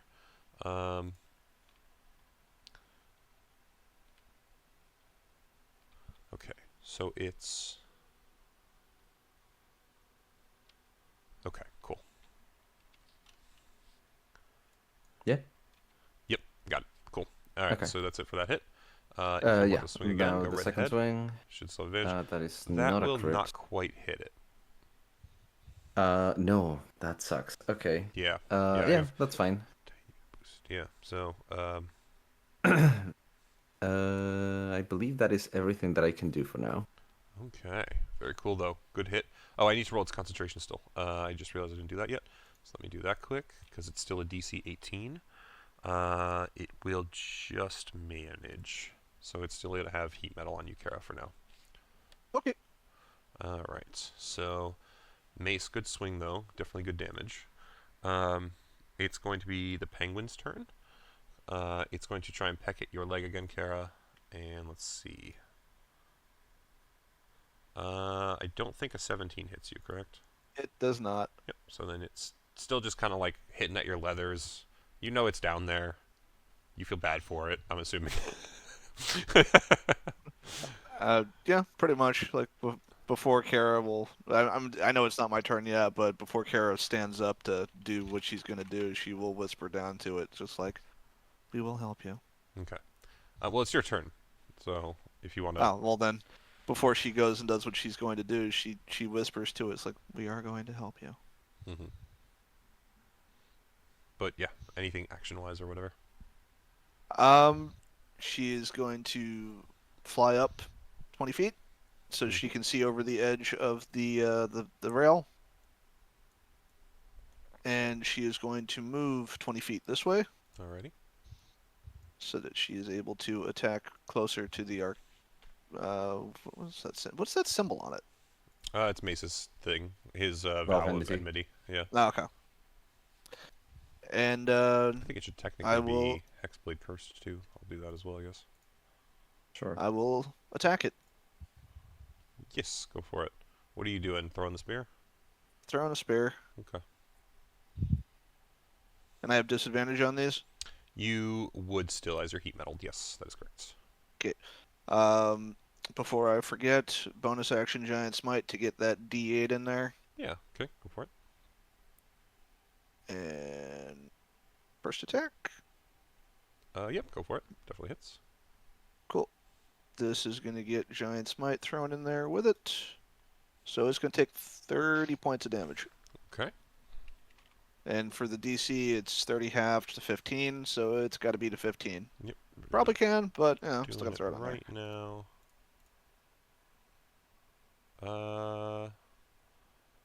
No, it'll drop on that one. Woohoo! Just, gets it with the spear and just, that hurt. Hmm.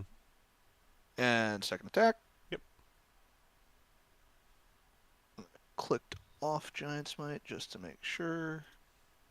And that is going to be for 19 for a grand total of 49 damage. Okay. It's gonna be. Okay, definitely big hits. Definitely bloodied at this point. Pluzak. I'm good. Okay, gotcha. Alrighty. Leif, it is your turn. All right. Should be able to. Yeah.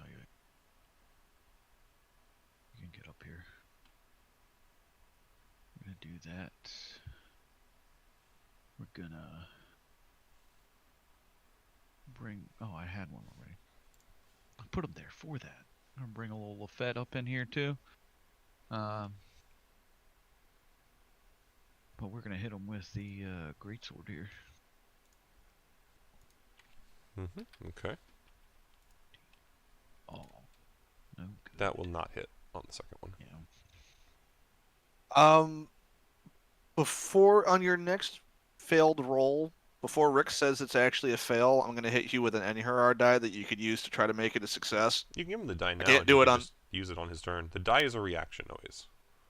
Yeah, but it says in the die I've got to declare it before you declare Yes, it a success it or wouldn't failure. work for this roll, but what I'm saying is you can give him the die now with your reaction on this turn, and then Yeah, I'm he gonna has do it until that. he wants So, to use it. If So, you on your next attack, or next anything really, if it doesn't work, you could use the D8. Oh. Okay. okay. So my reaction has been spent. Yeah. Okay. So Leif, anything else? No, I'm good there. Okay. I think that's all Okay. I got. So, on this thing's turn, you would watch. Actually, let me do something first. I'm gonna prep something. Do this. Actually, it's probably better to do this. And then. Alright, so you would watch as this creature, first and foremost, does the same thing that it did earlier and dissipates into kind of nothingness, and it would reappear. Make sure I get the distance correct again. Next balcony over? Sort of. It would appear on the bookshelf over here. And as its kind of paws touch down, it puts its hand out towards you guys, and a sphere of darkness is going to cover this area. Damn, it can cast 2 spells at once. Well, one of them is an inherent ability, and the other one is something. Yeah. Oh, I just assumed it was Misty Step or something. No, it's not actually Misty Step. So, at that point, it is going to be Mace's turn again. Oh, actually, sorry. It's going to use... I'm sorry, I lied. It's going to use movement. It jumps off of the shelf, and it's going to tuck itself low and hide. Not like hide action. It's in cover. That's a better way to put it. The shelves are taller than like the center areas here where it can look down. Okay. You all saw where it landed, though. Well, yes, Out of technically. curiosity, You are in the darkness, how Kara. did it position the darkness? You don't know. You're just in darkness right now. Because I'm 21 feet tall, and if I remember, darkness has a radius of 15 feet. You are in the air, and it's currently enough to be covering your head. So that's all you know. Okay. I'm not trying to I understand. I'm just trying to... or anything. Absolutely. I'm just trying to give you the information in a way that, like, you know, this is just how it happened to your character. It's not like you'd be able to tell the specifics of where it was put and all that, so... Okay. But yeah, Mace's turn. Yeah. Let me check something. 12 MBT, blah. Yeah, okay, never mind that. Do I get something from the Kara spells? You could have cast Hunter's Mark on it. I could have, but that would, in this moment, seem like a It would have helped in this 2020 moment for kind of sure, but situation. yeah. Yeah. Okay. Either So way, I've there's not decided many what I'm ways I going to can do, hit by him. the way. If you are Yeah. in darkness, I will let you guys move what direction you want, but it's going to be considered difficult terrain. Because I'm at the point where it's Oh. like, it's kind of too difficult to make you guys believe, like, you know, oh, I don't really know which way to go. It doesn't really work well for game mechanics. I will let you stumble the direction you want to go. It's just going to be harder. You move slower in the turn. So feel Sure. free to go wherever you want in the darkness. It's going to be difficult terrain, just so you know. That's okay. I was just gonna follow the banister, but we can go Totally with that. fine. Makes sense. It's still just going to be difficult terrain. I feel like that's the easiest way to just make the spell make a little more sense. Makes sense. So in that case, let me see. I was here, so 1, 2, 3. Kara's flying, so she's not gonna serve as my step ladder anymore. Mm-hmm. No, but if you stay there, I can actually help you. But you're as blind as I am. She is I have blindsided. blind sight. Oh. So at least Okay. within 10 feet of her, she can see what's going on. So okay. Basically, I can see you and Leif right now, so I can grab the both of you. Weight-wise, Which can you, means- though? Yes. Are we sure? Is it lift? Is At it least di- now that she's 'cause giant, yeah. Carry versus lift drag Um, pull is different. I just don't remember because you're not. I guess your will strength do is the pretty math. high. I'll look at it while you do the turn. I'll do the math. Give me 2 seconds. It should be in your sheet as well. It just doesn't have the It times 8 or doesn't- whatever. It doesn't multiply it. It's times 8 on top of what you can do normally, right? Times 4. It doubles and then it doubles. Gotcha. Okay. So the carrying capacity right now is You're at- 1380. Yeah. So Mace, you weigh like 400 or 500 by yourself plus equipment, and then Leif, how much are you? Oh god, it's not in this. Oh, I can check that. You're right. I gotta check that for you. You good? Well, the weight in D&D Beyond for Mace, as far as weight carried, is 221 21. pounds. Yeah, which is on top of Yeah. how much is your actual character. Which would be what, like It's your call to make. I always probably presume Mace was. 120. I don't know. Yeah, I always presume Mace was much more than that because he's made of mostly metal, right? Yeah, that's true. Because like Pluzak, I think is like 350 or 400 by himself before equipment. So it's probably would be Leif around as a 400 or half orc, 500 he has himself at 325 before equipment. before equipment. Yeah, Hey, he's a boy. half orc. I mean, it doesn't actually surprise me that much. Good mass to him. Yeah, okay. Let's do ballpark 500 then. Okay, so Mace would be 500 plus. What did you say for equipment? He had 1,046 pounds with the weights that have been thrown out. The only thing I need is Leif's equipment. Leif's equipment is 217 pounds. It puts me at 2,603, which is within my 1,380. 2,000 is not within 1380. 2,000 is over No, 1380. Hold it's on, not so 2,000. It's start over. 1,260. Start over for me, guys. I have Leif's in front of me. I'll do his. So he's 217 and 325. Mace we said was 500 and 225 for gear. Is that right? Something around that? Yeah, 221. Okay. So yeah, you should be good with about 100 pounds. So yep, you can grab both of them. Yeah, I did the math correctly. No, it's fine. I just wanted to do it myself. Yep. So Oh, I thought you did start that by saying that we were all 2,000 pounds. okay, so Kara, if you want to move, it would be difficult terrain until you're out of the darkness. So, since it was technically still my turn, what I Yes, will true. do is essentially hold an action to. Kara, how close to him do you think you can take us? Well, if I grab the two of you from there, it'll be 10 feet of movement to go to here. At this point, would I be technically out of the darkness, or would I need to move more?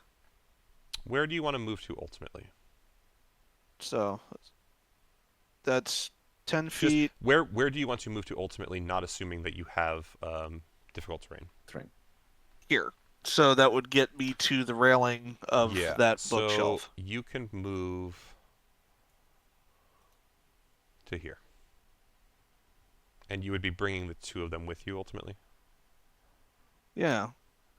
So go ahead and position yourself here, because Mace, if you want to hold an action or anything, that's fine. But actually, Kara, I think it's your left middle square that you can put on the 15. Yeah. So you can move yourself over a little bit more if you want. I'm going to just shift to Kara's turn for a second in terms of the movement. So the two of you would be going with her. I'm going to put you kind of next to her in the same position as you were. Kara, you would find that you are still mostly in darkness. I think it was positioned kind of like that on you guys. Leif, I guess your echo, if it's left behind, would find that it's no longer in darkness. I don't know if you know that, though. I don't think you do. Yeah, I feel like he would just sit there and wait to see. What happens? Yeah. Okay. So Mace, is there anything you want to do as a held action or anything before Kara actually moves proper on her turn? So yeah, as a held action, I think what I'm going to do is, the moment I am within.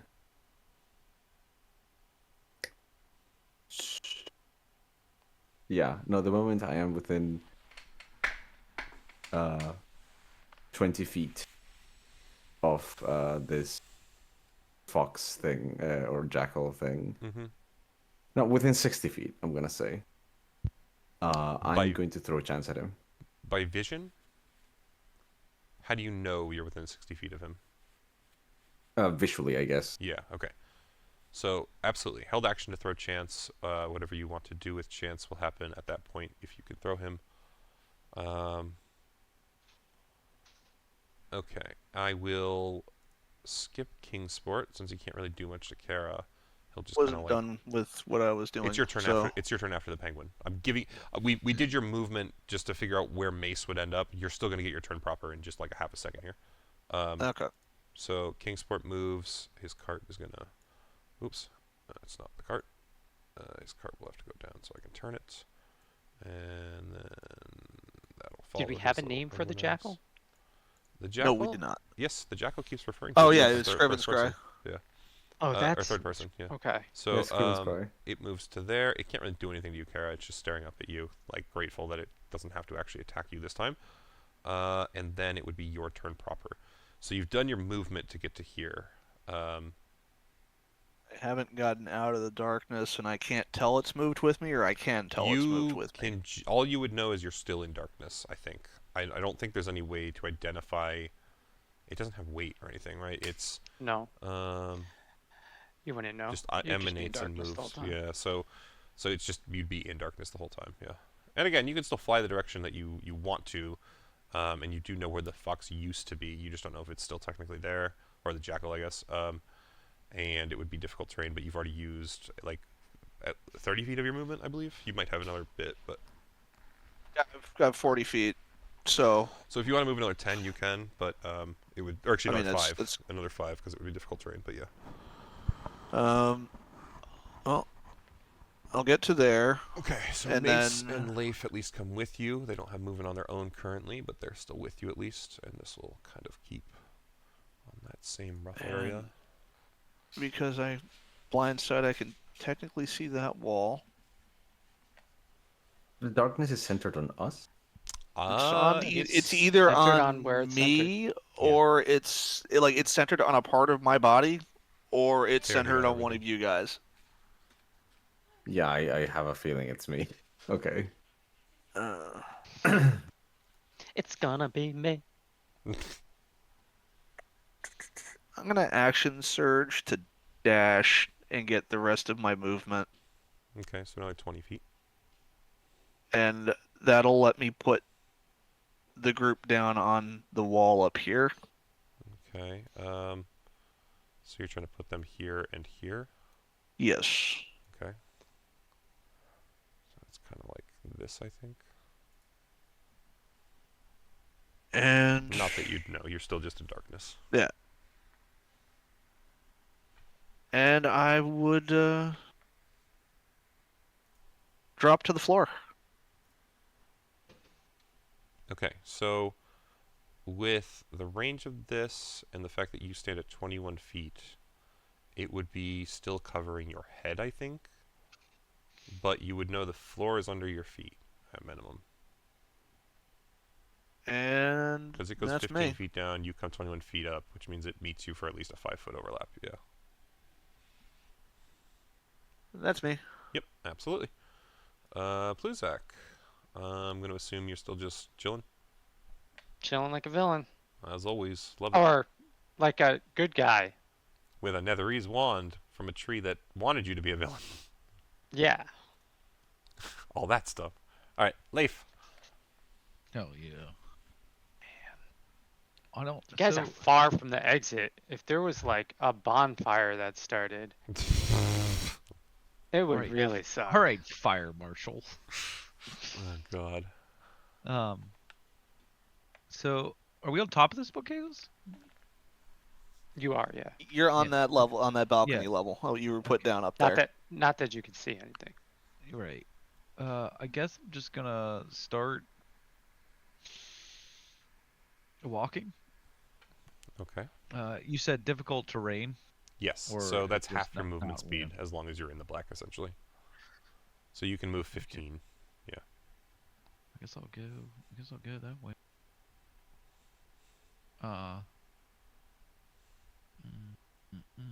But I don't know where the edge of it, so I can't like. Yeah. You can't be edging. No. Well, if I know where the edge was, then I could, like, put my echo on the outside. Oh no, I think I have to see this. Do that. I guess the question Yeah, you would need to be, be able to see the location because for I your echo. dropped down, did the darkness And drop actually, your with other me echo so would be that dissipated at this point, so it's going in the corner. Okay. What was that question, Chris? When you dropped down? when I dropped down, if the darkness was attached to me, it would have gone with me, so it wouldn't be over Leif's head? At this point, if it had gone with you, probably. Okay. Not that you, but you don't know any of that right now because he I hasn't said gotta anything out loud. probe for questions, man. No, I understand. I'm just pointing out Kara does not know that. So whatever choice you make her do shouldn't rely on knowing where like that Leif is in the darkness or not. I guess I'm I good should have done that. Oh well. there. Yeah, you would be able to get to there. That is correct. Anything else? No, I'm good. Alrighty. It's going to put us back at the top of the turn order, and I'm just going to run to the restroom really quick. Okay. Pretty impressive little guy here. Didn't think he was this powerful. Yeah, he's I knew going he was for it. gonna be some sort of caster. I just didn't know. Yeah. You wouldn't happen to have dispel magic, would you? Yes, I do. You could just cover the darkness. Well, I don't know what exactly it's casted on. Could be my helmet, maybe my mace. I don't know. You could just use your fancy looking robe that you got. He said, I would like to dress myself as a nun with. Okay. I mean, you could literally put your hand over it. But Is that how it works? by the way Rick is doing it, we don't know what's been marked for darkness, and we can't really look at it and see what the source is. Start Madonna. Start doing the Macarena and see if anything gets covered. Yeah, you could do the Macarena or Madonna. Touch myself. That was her? Yeah. I don't know if it was her or not. I'm just. Just my That's a guess. 3rd level spell slot, though. Dispel magic, yeah. Yeah. That's why I was thinking just touch yourself. Just if you got the robe, you can pull it out, put it on you, and see if it's anywhere on your body it would cover. No. I think I have a better idea. I just need to double check something. If you're already wearing it, then that sucks. Ah, excellent. Or take it off. No. I'm going to move over to here. I have to assume that darkness was with me. We're not at the turn yet, but we'll find out. Yeah. Sorry, that's right. Yeah, okay. And then okay. I have a plan, I think. Am I the only one that misses those Bud Ice commercials with the penguin? I don't think I'm familiar. I don't really remember those all that well. I remember they had a penguin. I always thought that they had like the Budweiser train or whatever it was. Yep, they did that too. The call's coming from within the house. Ah! And the penguin would go after them. All right, I'm back. I like the comments I always sit back down to. Yeah. All right. What ice penguin? All right, so we're back at the top of the turn order. Let me see. How does this thing want to do this? What is that?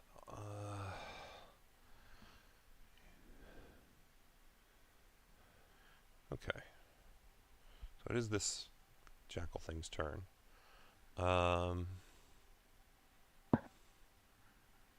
It's going to... Oh. Okay. It's going to seem to jump almost over the bookshelves here. 5, 10, and it would go down 20. And then kind of hit the chair here. Actually, if anything, it would probably go to the corner first and hit here on the table. But you would still see it regardless kind of scamper over the bookshelf and fall towards the floor. It seems to land gracefully, almost as if we don't see shit. Oh, that's fair. None of you would. I'm still going to describe it regardless. It kind of hits this table. And Kara, it is glaring out over at you. Not that you can see this. And I'm going to need you to do me a Constitution saving throw as a severe chill runs up your spine. Constitution, you say? Mm-hmm. I'm technically within range of Mace. I don't think you are. He is 10 feet and you're only 21. Are you So more I'd than be half? within I 9 don't feet. know. Yeah, but auras, aren't they usually within half? Or is that only radius of spells? I Like, honestly don't have an answer doesn't to it that. have to cover half of you, or is that actually not a book rule? Anyone know? I have no idea. I was would always assume under the anything. assumption it was a 10 radius sphere around the person with it, but I don't know if there's an actual ruling on that. Yeah, I'm gonna look it up quick. Please do. It'll stop me from asking or saying these things in the future if I of know course, the of effect course. ahead It's of better time. to check. Yep. I posted the video in general. Ah. Oh god, I recognize those model cars. This is an old Yeah. commercial. Right?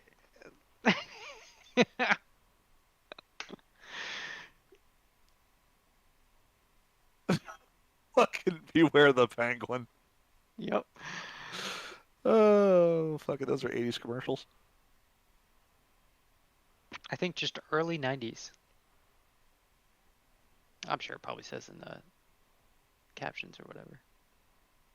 Description. It seems that each aura will specify, so you should be good. That's fine. So go ahead and do that con save. +5. 27. Disadvantage though, as you are. Oh no, you're not on heat metal. Sorry, my brain was still on that. You're good. You're good. Oh, that would have sucked. Yeah, 27. Okay, 27 is a good roll. Wait, how did you roll a 22? +4? Because +4 Oh, it did to it the weird. 18 Constitution. plus 4, and then it added the +5 separate. Ah, interesting. Sorry, it just confused me. Okay, so you will take half damage. Let me give that a roll quick. 1 second. And then... So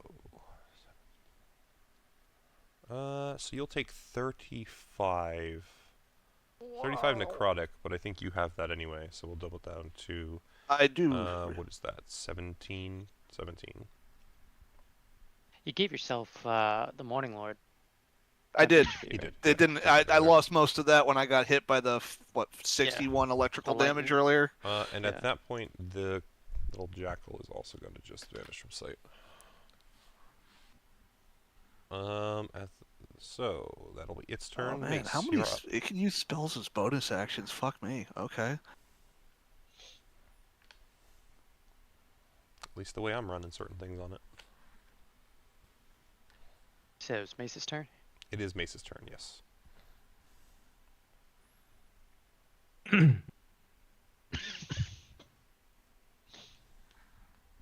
Mace.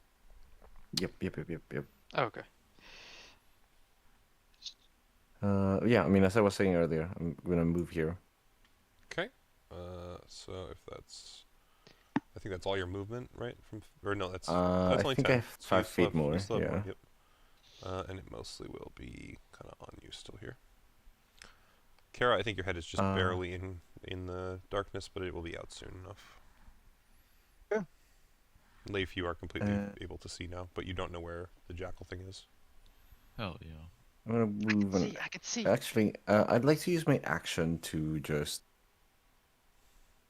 try to search for whichever part the darkness was cast on. Like, if it's my helmet, I want to try to like cover it with my cloak or my tabard or whatever it is. If it's my cloak itself, I can like turn it over. I just essentially spend the whole turn trying to. So here's what I'm gonna do.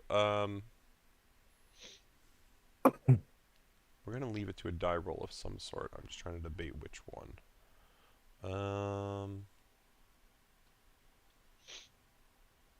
Give me a wisdom save.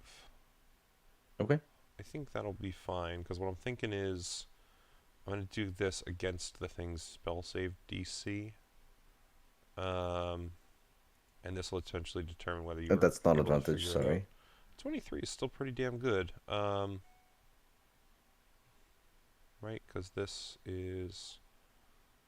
Yeah, I'm okay with that. So with a 23, you'd be able to tell it is indeed on part of your cloak. And you believe if you flip it kind of inside out, it would count as kind of, covering it, or at least you could abandon the cloak, and drop it and go grab it later. Either call on your choice, but you just believe that, with how it could see you, it wouldn't be able to cast on anything else. Yeah. Who that? So I mean, I'll let go of the cloak for now. So do you want to try and toss it over the balcony, or just toss it in a direction, or do you just want to bundle it on the floor below you, try and roll it up? Yeah. So I'll take it off and ball it up, and essentially just shove it into one of these bookshelves. Okay, cool. So then we will set the circle over to being, off kilter on the bookshelf, and anytime that you move from now on, you will, not have the darkness track with you for sure. Sure. Yeah. All right. Any other movement you want to do? I think that was only still 10 feet, or 20 feet. Yeah. So I have 5 feet here. Yep, so you'll start to move back, and then that's about where you'd have to stop, but you'll definitely be able to. All right. So, Kara, your feet are on the ground, right? Yes, I went to the ground level. Okay, so because he doesn't have to drag the cart any weird directions, the penguin's going to run over and he's going to try and peck your foot again. Kara dies. Fuck. Wouldn't that be funny? It didn't crit, but I'm pretty sure it hits you. What's your AC? 19. Yeah, okay, so it will hit you. It's a total of 4 piercing damage as it finally hits you enough to penetrate your leather boot. So you just feel a little prick down at your ankle. And then it would be your turn, Kara. Okay. I'm gonna bank on my blind sight for this and hope I can catch it in the radii. Where do you want to go to? Okay, sure. So just swing attacks where you, just swing them normal. That's fine. And see if you can hit it if you want to hit it. Because you still don't necessarily see it per se, but I'll let you swing the With attack. blind sight, I could technically You know where it is. You know where it is, but you don't see it. It's still a difference. That's why I'm letting you swing normal. Okay. Can I bonus action Hunter's Mark it? Does Hunter's Mark say you need to be able to see it? I'm going to double check. I believe it does. I'm going to double check. Choose a creature you can see within range and mystically mark you can't it. see it. You know exactly where it is, but you can't see it. Okay, just trying. Yeah. That was what I understood blind sight to do after long searching. So. And I want to make sure whatever it's using to be unseen isn't concentration. Because darkness would be concentration. It was so not, as soon as I it think, but I might have done that does wrong. that darkness would drop. Ah, you're right. I misread. So yes, this will disappear. Sorry about that. Good call, please, Zach. Yeah, I have it because I love it. Mm-hmm. I also just thought of a badass way to use it and put it on the inside of my cloak, and then you wouldn't be able to see my body. Yeah, you wouldn't be able to see my body, and then I could flip it over and be in darkness. Mm-hmm. Okay, Kara, let's go ahead and roll damage. 22. Yep, good hit. If this is concentration, it's got to beat a 11, I think. Yeah, half the damage it takes. So. I have no doubt it's going to succeed on that one. Is this the right one? Yeah. Make sure it's on the right well, 11 is more than 10, which is the normal. Doing okay. And second strike. Nope, I'm not gonna hit. That'll miss. Man, what an AC on this thing. Did we notice it was wearing chainmail or? Nope, not at all. Wow. And I'm going to bonus action second wind just to use the utility and get 8 hit points back. Alrighty. Pluzak, anything? Same as last round. Would you know in any way with how it's currently invisible? Just let me know. Leif, what do you want to do, Leif? I guess I would try and help Kara. It's around me somewhere. I can't see it. I just know it's here. Yep. So if you're going to jump off the balcony, just be aware you will take 3d6 falling damage. Holy shit! I forgot about that. Okay. Do it. You. No balls. Do it. How high? That's 30 feet up. If I get my, oh no, my echo would still take damage. Okay, well then I guess I have to. Do that. So. Boom. Okay, so you're jumping off. Yeah. Let me roll. 9 damage. Sounds so good. And then I will. Over here. Mm-hmm. And then get one of these. 10, 15. Then I'll just come in here and I'll just swing. Alrighty. Roll at disadvantage for me. I will do that. 17. Nope, not quite. Don't seem to hit anything. 17 will also not quite seem to hit anything. All right. Well, I guess I'm. I like how it literally was the both on both of them as Yeah, well. the exact same. Yeah.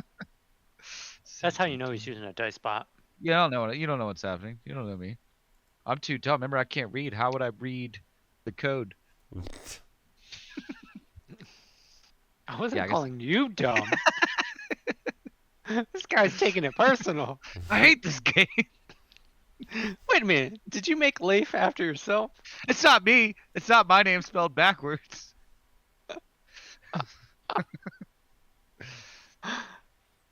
I gotta disappear for like 3 minutes. No, you're good, man. It goes back top of the turn order, so we'll see what happens. Are you able to take a reaction attack if it moves away from me physically? Only if you can see it. And only if You might it's be able to with blind sense. Only if it's within the actual reach of your weapon, which I think is still 5 feet, right? You don't have anything with reach. No, but I'm assuming it's because I could sense it was within range. Yeah, Unless but I range was- is different. You were technically throwing your spear for knowing where it was there. Okay, so let me check something. Okay, so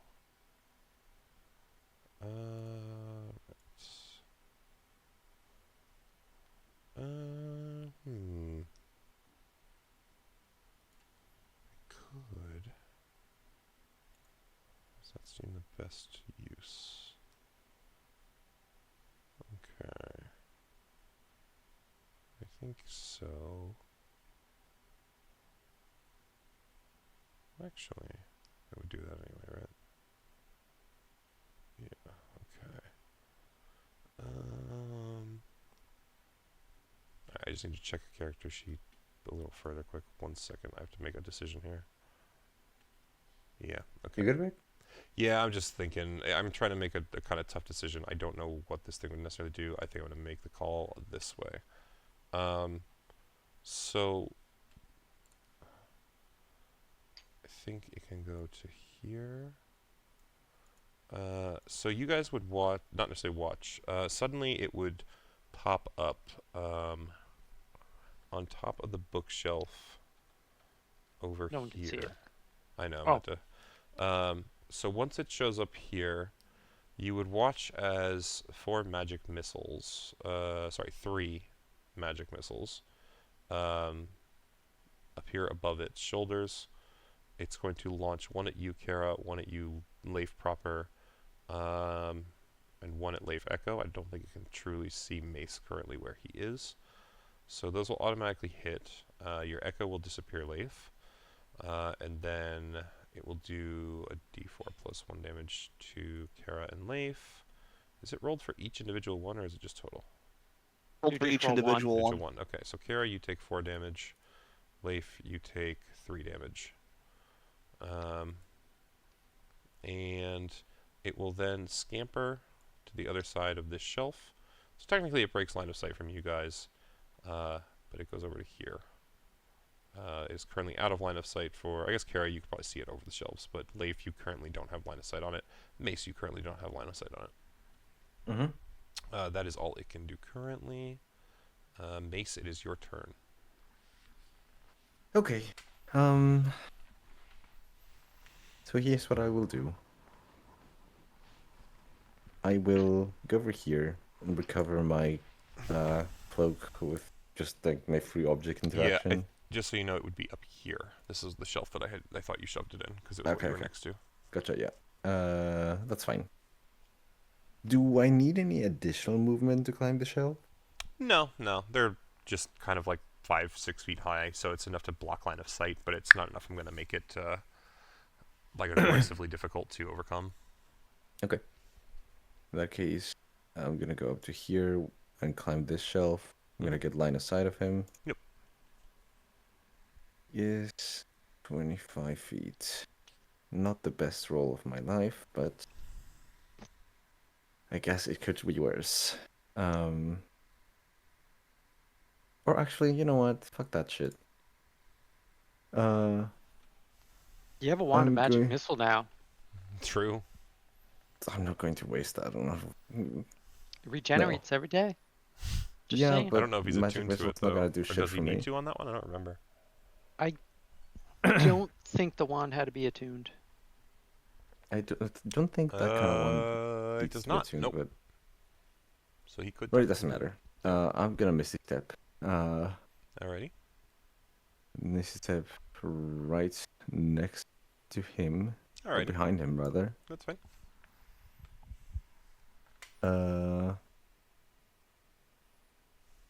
And I'm going to whack him twice. Mm-hmm. So that is.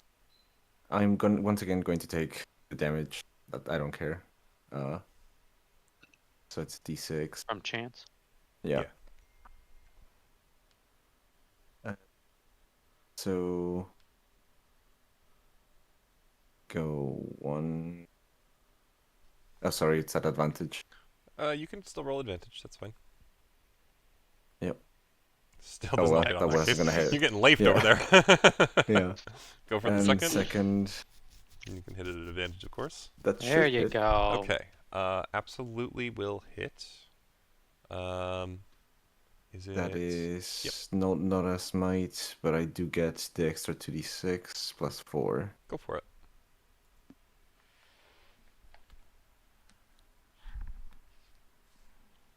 Okay. So 28, still a good hit. Yep. Very good hit. And that'll be my turn, and I'm gonna call everyone's attention to him being here. I don't know if they already knew or not, but yeah. Yeah, no worries. Okay, so with that, it's going to go to the penguin's turn. It's going to move 5, 10, 15 over to here. That allows it to drag its cart as it does. And it's just going to strike out at you with its beak, much like it did to Kara before. That'll actually hit you. I need to do an extra d4. That is a whopping 3 damage on a crit. Hell yeah. Who's Zach? If I'm gonna hit a crit, it's gonna be big, boys. Wait a minute. He You doesn't want to have help any this eyes. penguin? He relates to you on such a level. How does the penguin see? It may or may not have blind sight. Oh. But Kara, it is your turn. I mean, this penguin can ride. Let's cut him some slack. Mm-hmm. Go for it. And first attack. Does a 19 hit it? No, it's not going to. Okay, so it's got to be at least a 20. Potentially. Does anyone want to share Or one of the maybe not. dies I've used? I think Leif's the only one with one right now. Yeah, I mean, I'll give it back. Cool. All right, that's a 24. I know that hits. 24, you said? Yes. Yes, that will hit. All right, it's going to take 21 damage. Okay. And Nope. I Not gonna just hit. rolled a 19. I know that doesn't hit. Yep. So fucking Boo. Oh wait, that was actually from.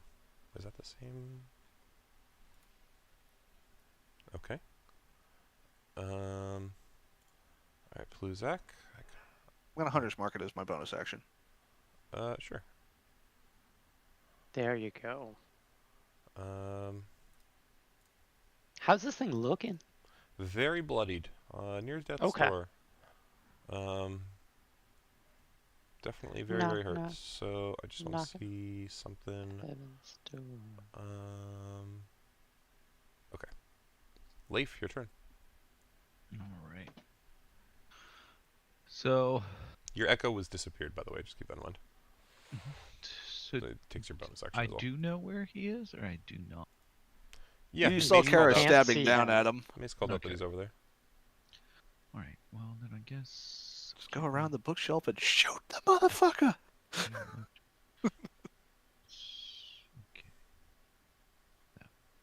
So we'll come around to here, and we'll.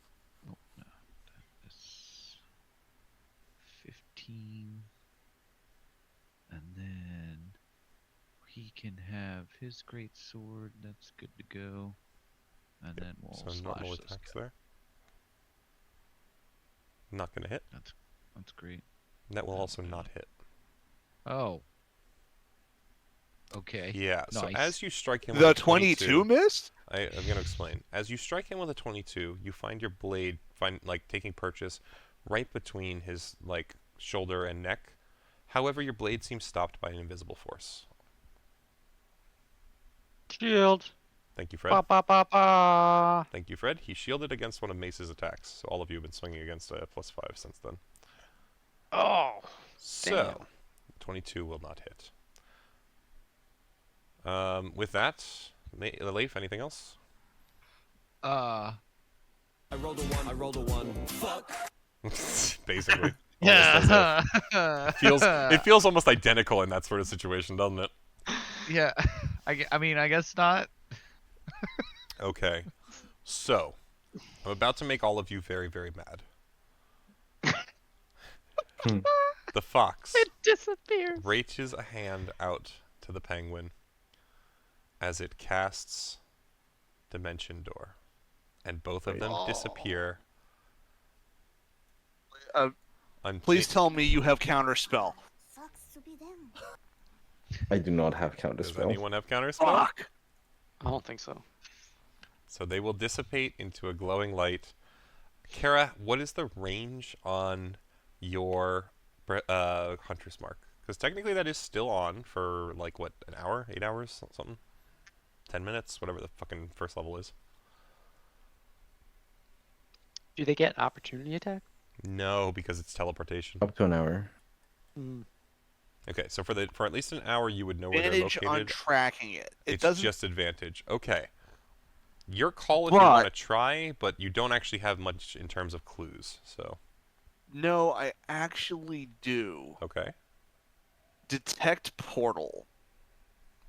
I can detect the distance and direction of the closest planar portal within 1 mile of me. I know exactly where they popped out. You would know, you would at least sense, if that takes a cost, go ahead and use it. If not, it would just teach you, it's essentially far deeper into the library than where you are, is where they went. It would also be about this time that your friend, the mummy, would return from, with basically the northernmost doors into some deeper section into the library. Does it have the book? It does have a book for you. It walks over to you. Carol will reach down, bloodied. Thank you. And ask Professor Scant to say thank you. Professor Scant would most certainly do so, and the mummy would kind of give a little nod of its head, and it would just start wandering off in this direction. The book Tens of more it promised us, the mummy delivered us. It was lying to us, the motherfucker. Sort of, yeah. At least the mummy got you a book, that's for sure. Yes. I would look to Leif and to Mace and go, he teleported to deeper into the library. We can pursue if we'd like. I know where he is. Well, you know the direction he went for sure from your portal, and you would have advantage on tracking him for the next hour. It's not That. I'm just saying it's not 100%. It's more you would have a very easy time finding him. That's probably the best way to put it. But yeah. So I say that. Well, you're trying to go find him? I am telling you that should we wish to pursue, I have the lead. Okay, so my response will be I want to follow my tenets. That said, we have other priorities. So, as much as I'd like to make a choice here, I believe in this case it's more in your hands than mine. We'll look to Leif and see what his answer is. What's this? Karen's not making decisions? I will make a decision. We've come this We've far. always voted on decisions. We've come this far. I end up saying what I want to do and go to do it, whether people agree with me or not. There's a very There distinct we go. difference. There we go. But I get opinions before I decide on what I'm doing. I feel like we've created an enemy. And what's to say if we leave now, it doesn't follow us more. I think it's more interested in its book than in us. And while I do feel bad for the penguin, we did try to help it. We beat the crap out of it. Maybe it'll take a peck at it and see if it wins. I think we should go after it. I don't want to leave a creature that powerful and have to look over our shoulder. That's a valid point. I'm gonna look down at the cart that they were The toting cart would around. have Is there any? disappeared with it. I meant to Oh. grab it. Oh. They took Technically- the cart? Technically, as long as the second target can carry the weight of the cart, which it can because the penguin pulls it all the time, it was supposed to go with it. Any objects attached to it. So Okay. We did what we could. We tried to help it. If we're finished here and it's still in the area, we can come back and try to assist, but I think Mace is right in this regard. There's a bigger problem at stake. We did what we could while we could. And it seemed more interested in the books here than us beforehand. We also know for a fact that it believes against all reason that there's the book that he wants here, and we know that it isn't. Thanks to Bluzak. So there's a good chance it's just gonna linger around here. I know I can't fight it alone, so I will follow you guys as well.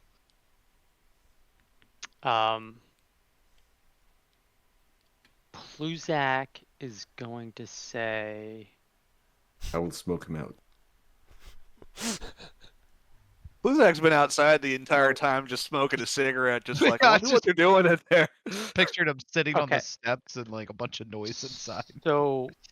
so when Pluzak starts to talk, he's literally standing next to Mace and Leif. I think that's Leif. Leif Prime Echo. next Yeah. to, No, it's Leif Echo. or is that Leif Echo? Yeah.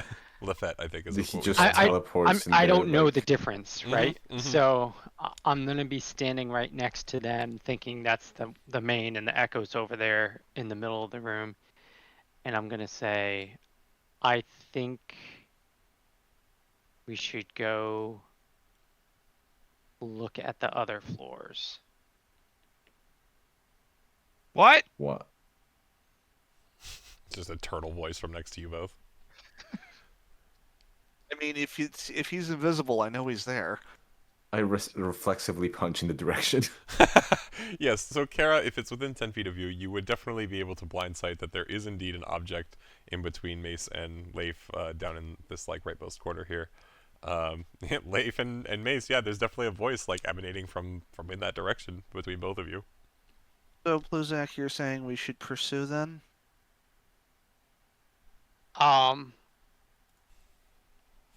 So out of character, I have to ask this to Kara because I just can't, or to Chris. When you were told where the location of a certain object was, did you tell the rest of us? She said that it was deeper in the library. I believe. I said it was deeper in a study. I didn't necessarily say it was a library. Well, no. You said it was deeper in the library. That was the answer, because that's what I told you. You sensed it as. I don't mean the creature. Oh. No, you definitely mean the scroll of Tarask, and I know. Sorry. Yes. And the words that were given to me that I wrote down were, I knew it was on an upper level in a area lower level, but you very dust-covered chamber that went down a staircase. Yeah. Into a sunken library. It also described the shape of the room and a circular track. So, with that in mind, Kara would say, fuck, the scroll might actually be here.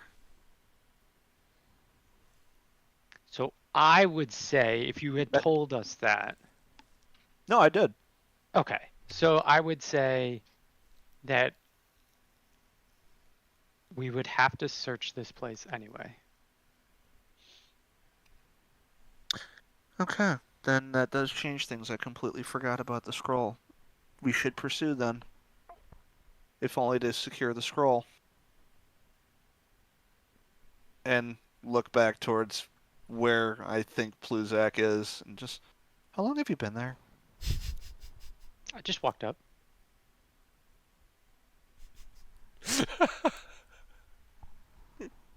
You look pretty beat up. Yeah, we were fighting the fox thing.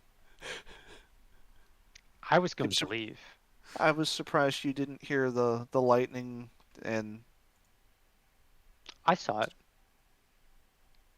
Thanks for the help. I was guarding the entrance. That is actually true, whether or not you believe it. I'm sorry, it's just so funny to me. Kara is, bloodied, and thanks for the help. It can be taken as a compliment or an insult, depending on oh man how it is perceived. Also,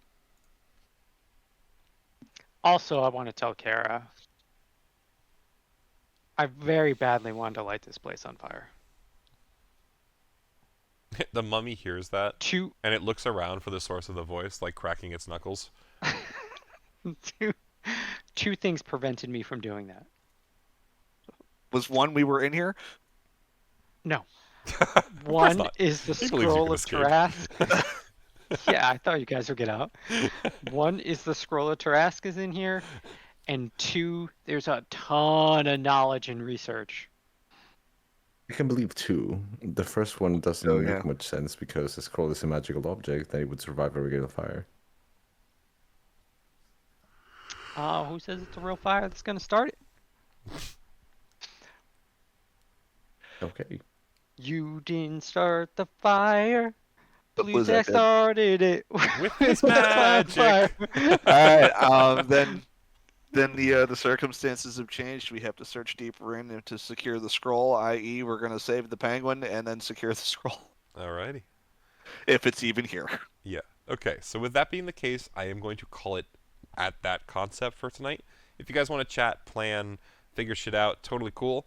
But if progressing deeper into the library is the intention, that will happen next time on Icewind Dale. Okay. Awesome.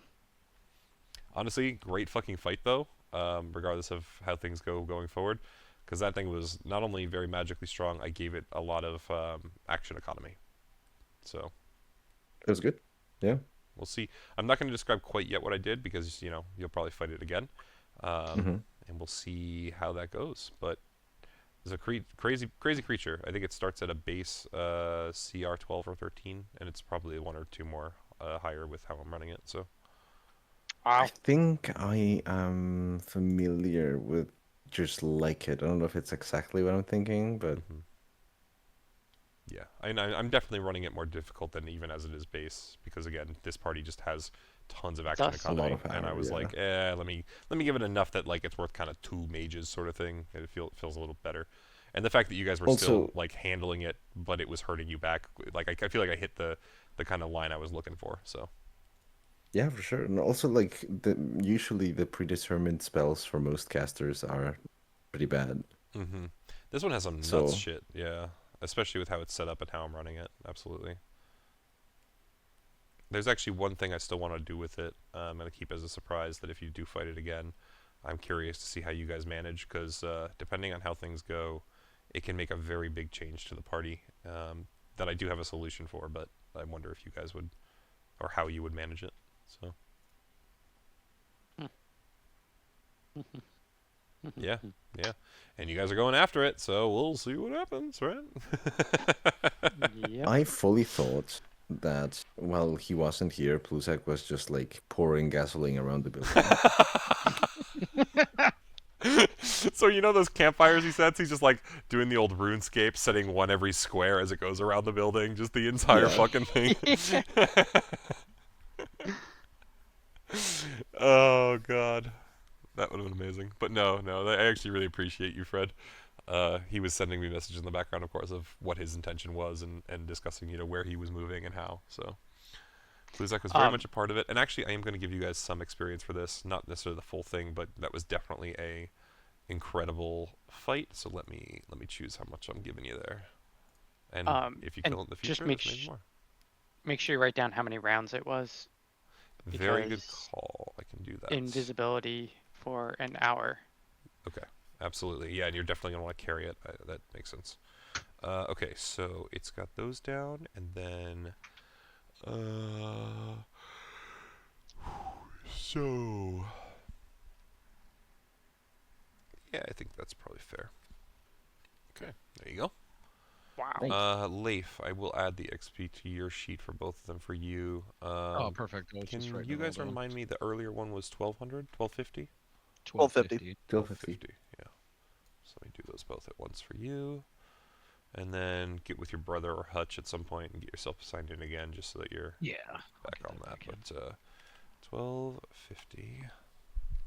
And that's add, and then 1100.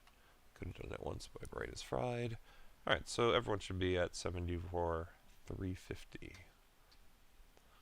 Getting up there, boys. Yeah. You're Yes.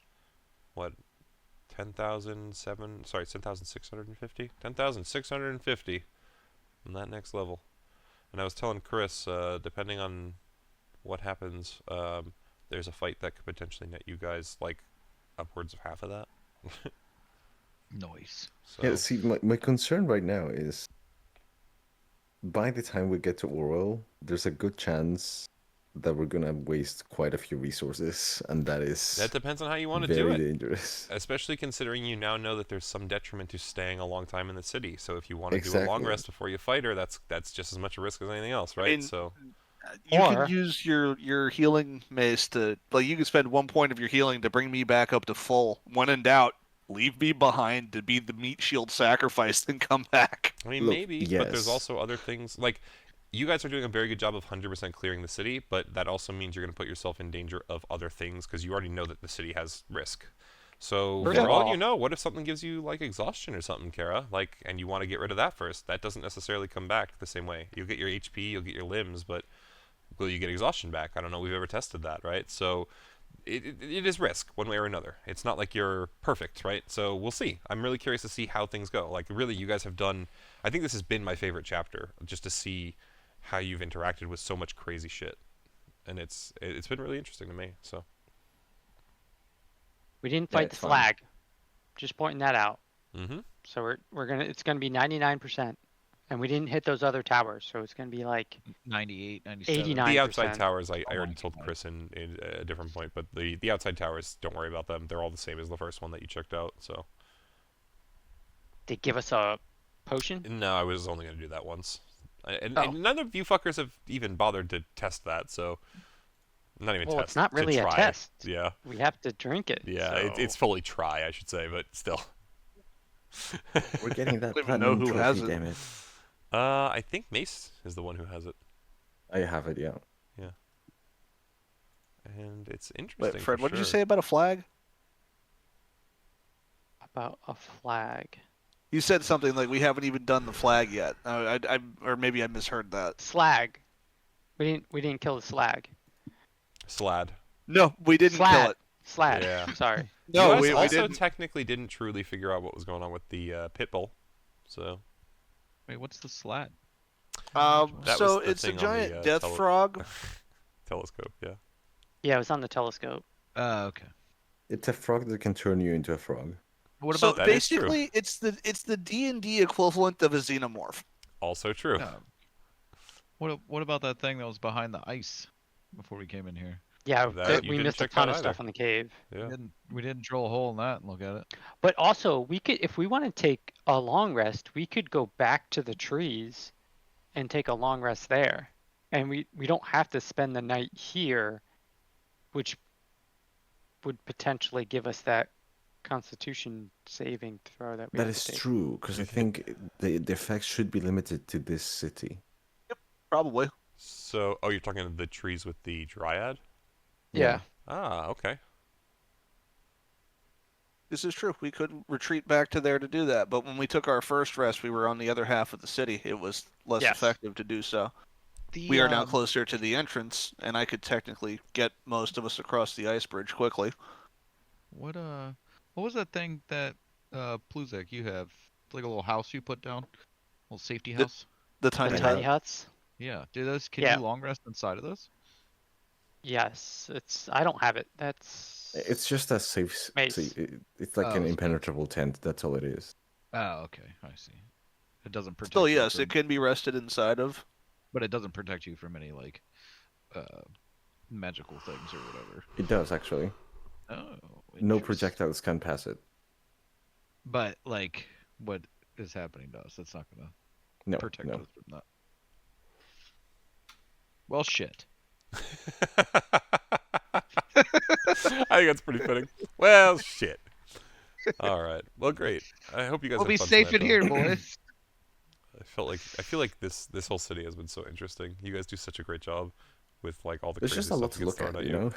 Oh, there I know. I absolutely can't wait to is. do it again. And I'm all gonna this set shit the is like second you guys do such a good job where it's, you had the jar of eyes and like you could have just left it alone, but the way that you guys decided to explore it was very smart and like it still I'm let you still kind of just- learn. So A little Use taken aback that Professor you decided to Scant use like it a yo-yo. twice. yeah. And the first time we wasted it on Where's Rapness? I love it. Well, I feel like that was actually kind of smart by Leif because I feel like he did that to test whether or not it was. Did he telling knowingly the do truth. that to test it? That was my understanding. Yeah. Yeah, I was gonna just say Pluzak just to see if it would show me you out. Then It would have. I tried to Imagine- get more creative. Imagine if it didn't show me at the bottom of the tower. It Yeah, just showed you something else. Yeah, it showed you Pluzak like mating in the future. Like Yeah. And then you're like, wait a minute. Is that guy with us really Pluzak? Wait a oh god, even minute. better. Yeah, yeah. Is it It goes Mallow? shows you some other Pluzak in the world, like because you Yeah. changed your name to Pluzak, it doesn't consider you the real Pluzak. So it just shows you some Oh my random guy, God. like some human in the middle of nowhere. Because you forgot to say Pluzak, the third of his name. Yeah, exactly. Oh no, that'd be amazing. You had that though. moment from Star Wars Episode 3 where Anakin's like just coming out. That's awesome. That's such a funny concept, dude. All right, I gotta get off here. I gotta be on Yeah, same. 6 hours, 45 minutes. Absolutely, guys. Like I said, thanks for playing. Hopefully you enjoyed, because I absolutely did. I love these sessions so much right now. It's You always guys are fun. just like really hitting stuff so funny. Well, we And don't even try. this- even Well, this I fight. don't try. Even this fight, I feel like was really, you guys fought really Yeah, it was smart. cool. So. Oh god. All right. Well, next time on Yeah, Icewind I'll be Dale. going then. See what you guys are Alright. doing. I'll see you guys around. Yeah. Have a good night, everyone.